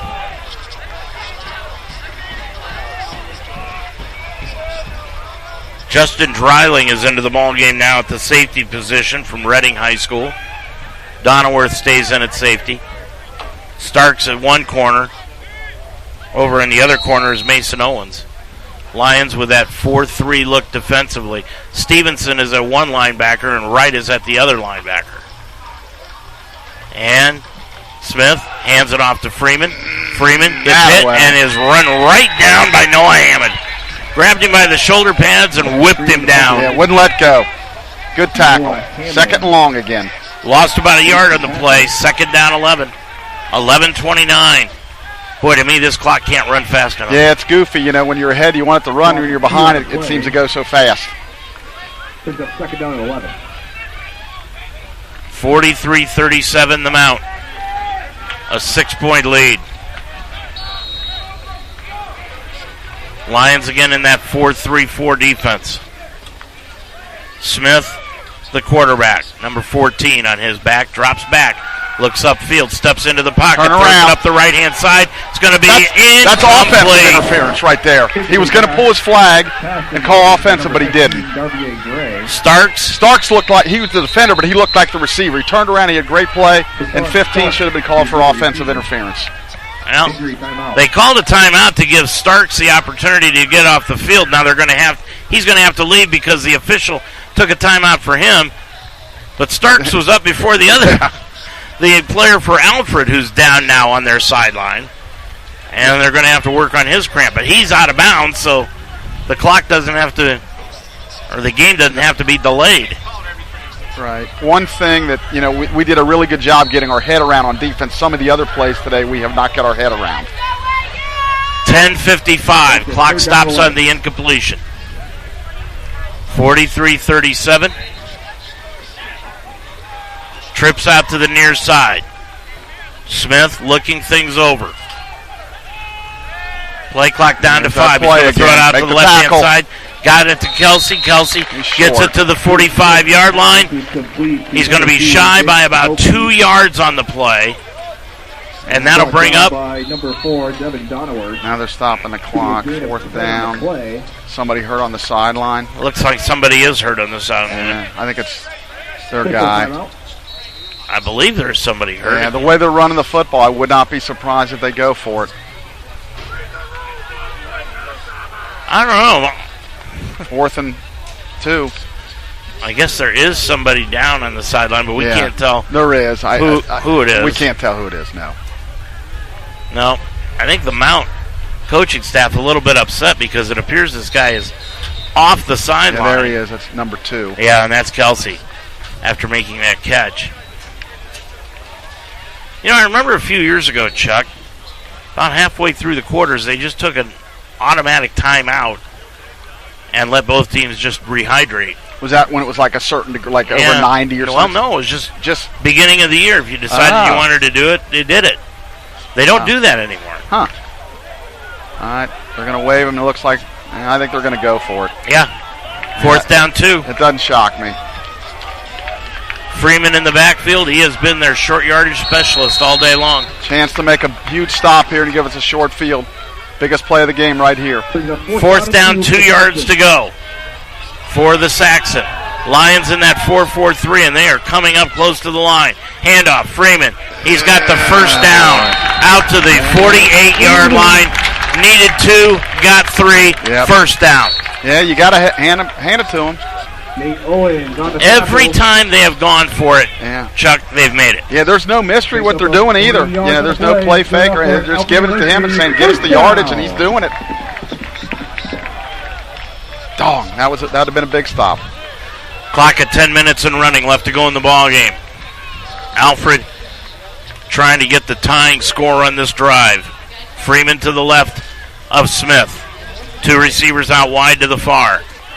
Fake handoff to Freeman. Throws out to the left, and it is incomplete. Yeah, that's good defense right there. Good job against Moreling by the Lions, Mason Owens. Yeah, he was right on the coverage. Owens on the coverage. Could be second down and 10. Owens was right on the border of that I-75 corridor down through Tennessee into Georgia that the coaches love to go see, and they found him in Tennessee. Second down, 10 yards to go from the 49. 9:49, clock stops on the incompletion. Trips out to the far side. Smith takes the snap. There it is. Throws. Intercepted and then dropped. Oh, he had a touchdown, Dave. Justin Dreiling had the ball in his breadbasket and nothing but green in front of him and did not come down with the ball. That's a pick six. I mean, there's no other way around it. Oh, disappointing. And brings up third down. What do they say with the DBs with no hands? That's why they're DBs. That's why they're DBs. Yep. Son of a gun. Boy, that was a bad throw by Smith. Boy, Dreiling the junior, his chance to shine. And it went in and through his hands. Third down 10 from the 49. Dropping back Smith. Heavy rush by the Lions. Throws out. Oh! That one is through the hands of Dreiling again and incomplete. Right. A little bit harder on that one, but I think they'll punt here. Yeah. Yep, they're going to bring in the punting unit. All right, so the defense does its job. Been nice they have the pick six, but on the coverage brings up fourth down. And Donaworth is going to go back to return this one. This is the first time they've punted all day, Chuck. I think it's the second, and didn't they punt one of the first? First time, huh? Okay. First time Zach Johnson will punt it away. Maybe there was one. I think there. What I remember, I know Ryan hasn't punted yet, and let's keep it that way. And there's the punt from Johnson. Donaworth lets it hit at the 17. He's going to grab it back at the 6-yard line and immediately get dropped right at the 6. Yeah, Johnson, if you recall, he punted it and he rolled in the end zone the first half. Probably not the greatest move. Yeah. But nonetheless, the Lions have it. Now they're going to put him at the 7-yard line. Yeah, right in that area. 9:33 left to go in the ball game. 43-37. Lions now need a time-consuming drive. Yes, they do. Beecham in the backfield with Taylor. Receivers out wide on the left-hand side. Powell tight end right. Handoff goes to Beecham. Right up the middle. 10 to the 15. There he goes. Near side 20. Stutter steps outside the 20 to the 23-yard line. It's going to be a 17-yard run and a first down for the Lions. Isn't it nice just to be able to hand it off to him and get you out of the hole? That's a big run right there. It's like giving the ball to Emmitt Smith or Barry Sanders. Here, go get us 7 or 8 yards. Or in this case, 17. Yeah. 13 on the play. 23-yard line is where the ball now is at. Newton to the left. Porter to the right. Beecham to the right of Taylor. Clock down to 10. Taylor hands it off to Beecham. Off left side. 25, and that's right where he's going to be stopped. Gain of about 3, and holy cow, boy, a lot of extracurricular activity. Yeah, I think at times they don't blow that whistle quick enough. So he's still got 3 out of it. Still second manageable. Danny Quinones makes the tackle. Quinones with the tackle. Could be a gain of 3 on the play. And it brings up second down 7.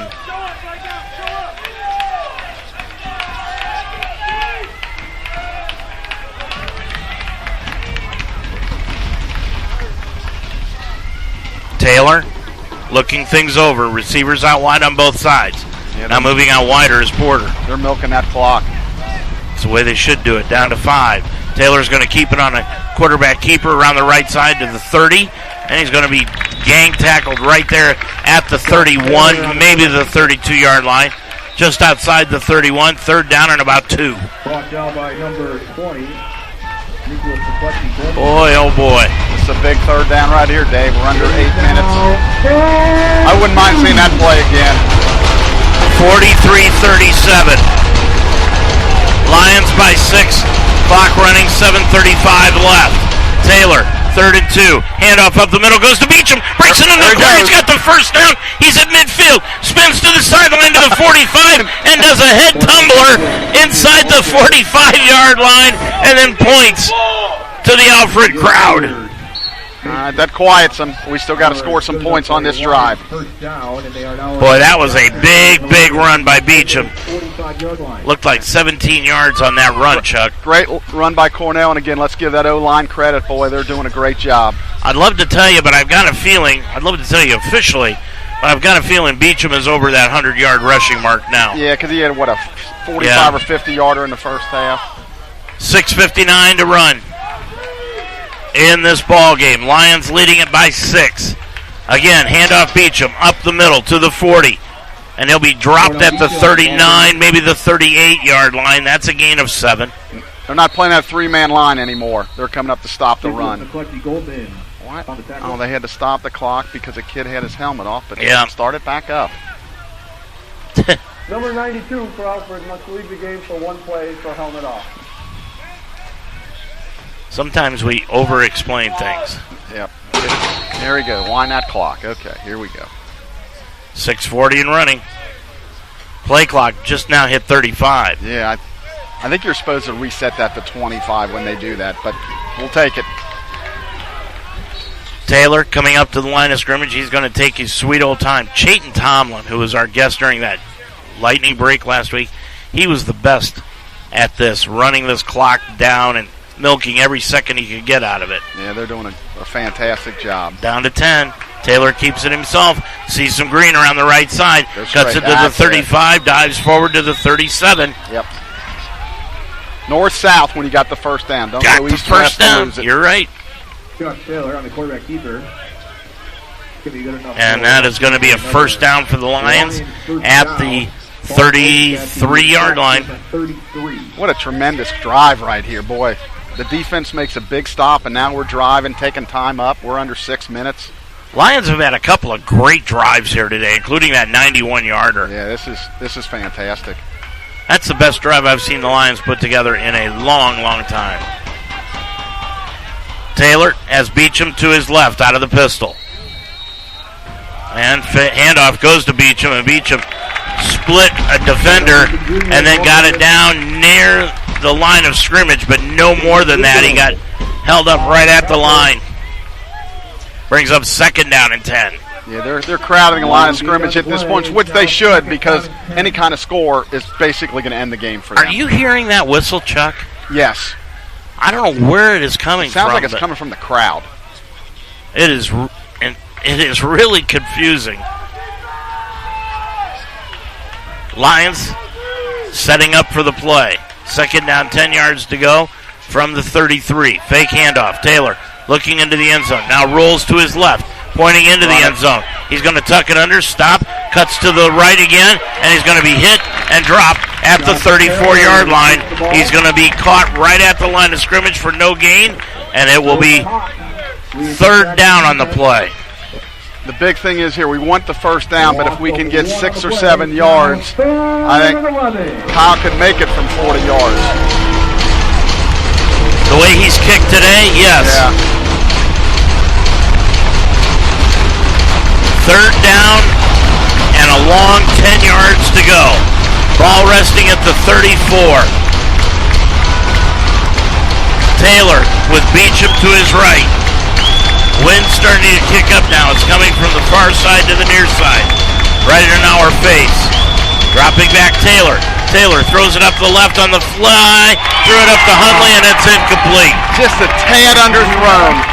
Nice play by the DB. I think we'll probably punt it away and try to pin him in, but what are they going to do here? Jaden Noel with a nice play defensively, and they're going to go for it.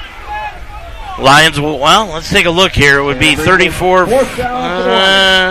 It's in that tweener. I guess they figure they punt again if he doesn't pin him. So it's third and 11. No, it's fourth and 11, excuse me. And now we've got a timeout taken by Alfred. Okay, that's good. They're down to 1 then. 3:52 left to go in the ball game. Mount with a big fourth down situation coming up next. Your score. It's the Mount 43, Alfred 37 on the Mount St. Joseph Radio Network.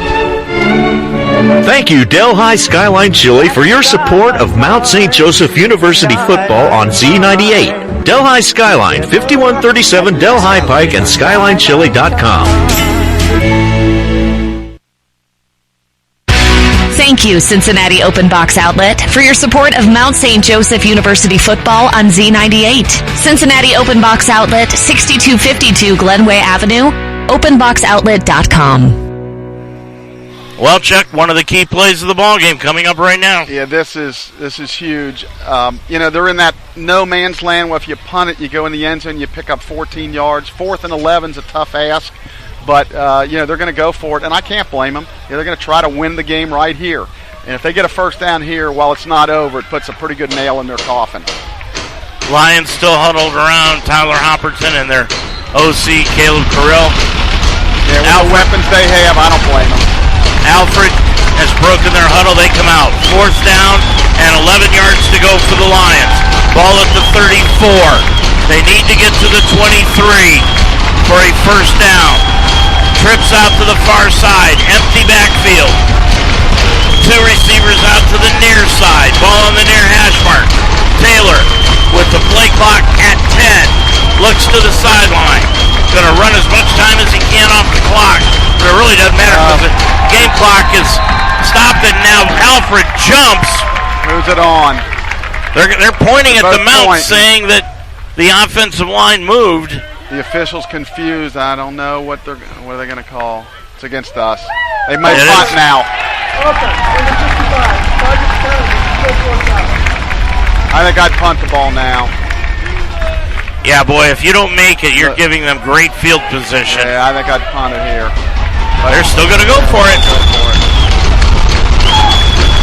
Cornell Beecham came over to whisper something to Josh Taylor. And now the side judge comes in, and the Lions will take a timeout. Are we going to change our mind? And I'd hate to call timeout and then punt because you're wasting a timeout. And you could take a delay of game and give him a little bit more room to try to pin him in. Well, but they're going to figure it all out here. Yep. We're going to keep it right here. Tyler Hopperton's going to talk things over. Now, keep in mind that Alfred has 1 timeout left. The Lions, that's their first. Yep. So they've got 2 left here in the ball game. And they had a quick saying with... They're going to punt. And I think this is the right call. I just wish they wouldn't have wasted a timeout. Just could have took the 5-yard penalty, given him more room, and try to pooch him in. Because that timeout, who knows, they may need that. Yeah. That could be a big timeout here in the ball game. And now, I'm not sure that Alfred believes that the Lions are going to punt the ball. Yeah, well, they're going to punt it. Ryan Murray comes in. 3 punts last week, 35 yards. Now they just saw that the punting unit is in, and they're sending in their punting unit. Punt return unit. Snapper will get it to Ryan Murray. Good snap. Kick is away. Bounce. And it will hit and go into the end zone for a touchback. So it's going to be a net of about 20 yards. Yeah, you hope to pin them in, but I think 4th and 16, that was a big ask. They got to go 80 yards, so you put it on your defense now. Here we go. Yep. 3:45 remaining. That's why I go back to maybe you take the 5 yards, you get back him up a little bit. He's got the wind, but Lions defense needs to make a big play here. Stevenson's back into the ball game at linebacker.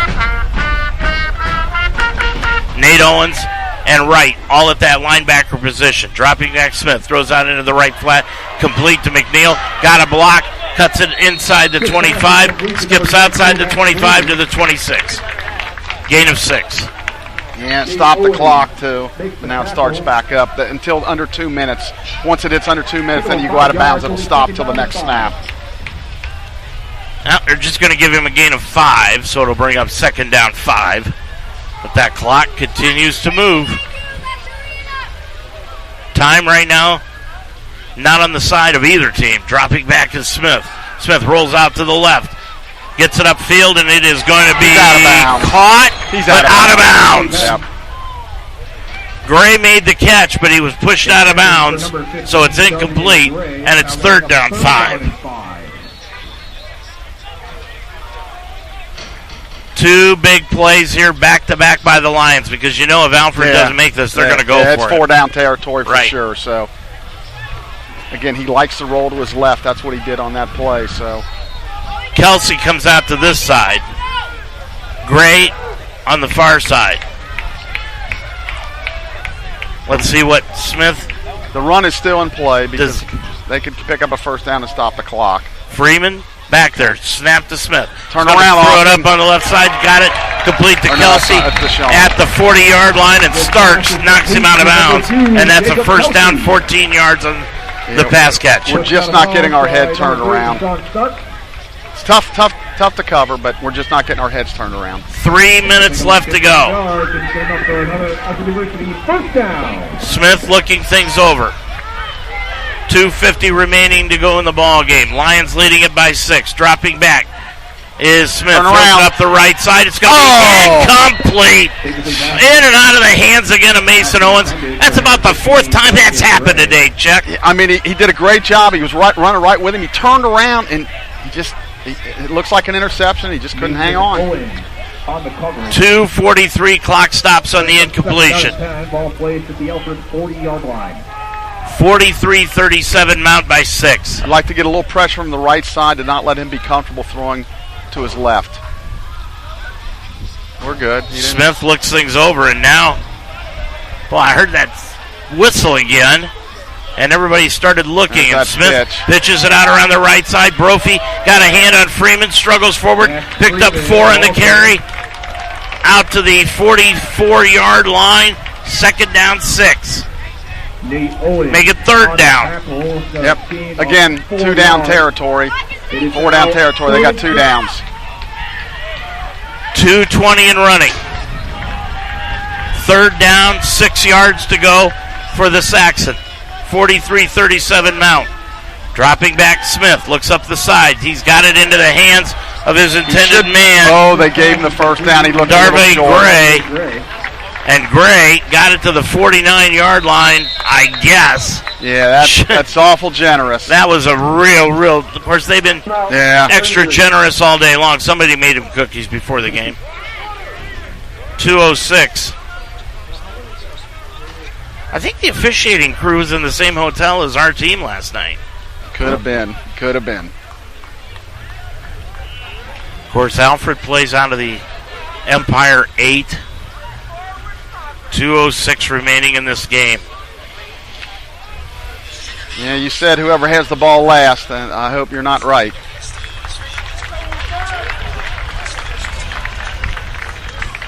Yeah, I hope I'm not right either. 2:06 left to go. Lions, just letting you know, they've got 2 timeouts left. Alfred has got 1 timeout left. This one has been one of those games that the Lions just could not get away from. Yeah, I mean, we were up 17, it looked good, but... Smith on 1st and 10. Drops back, looks up the left side, and it is incomplete. Boy, the crowd's screaming for a pass interference penalty on Owens, but you called it. He got his head turned around. Usually if you do that, they let him, kind of hand fight a little bit. 153 and stopped on the incompletion. They'll go right back up to the line of scrimmage. Second down 10 from the 49. Need to get a little pressure on him. Second down 10. Snap. Handoff. Freeman. Hit at the line. Stacked up. Brought down right at the 50-yard line. Nice job. Very nice job. Nate Owens came in and got the tackle. Third down, 10 yards to go. No gain on the play. It's going to bring up 3rd and 10.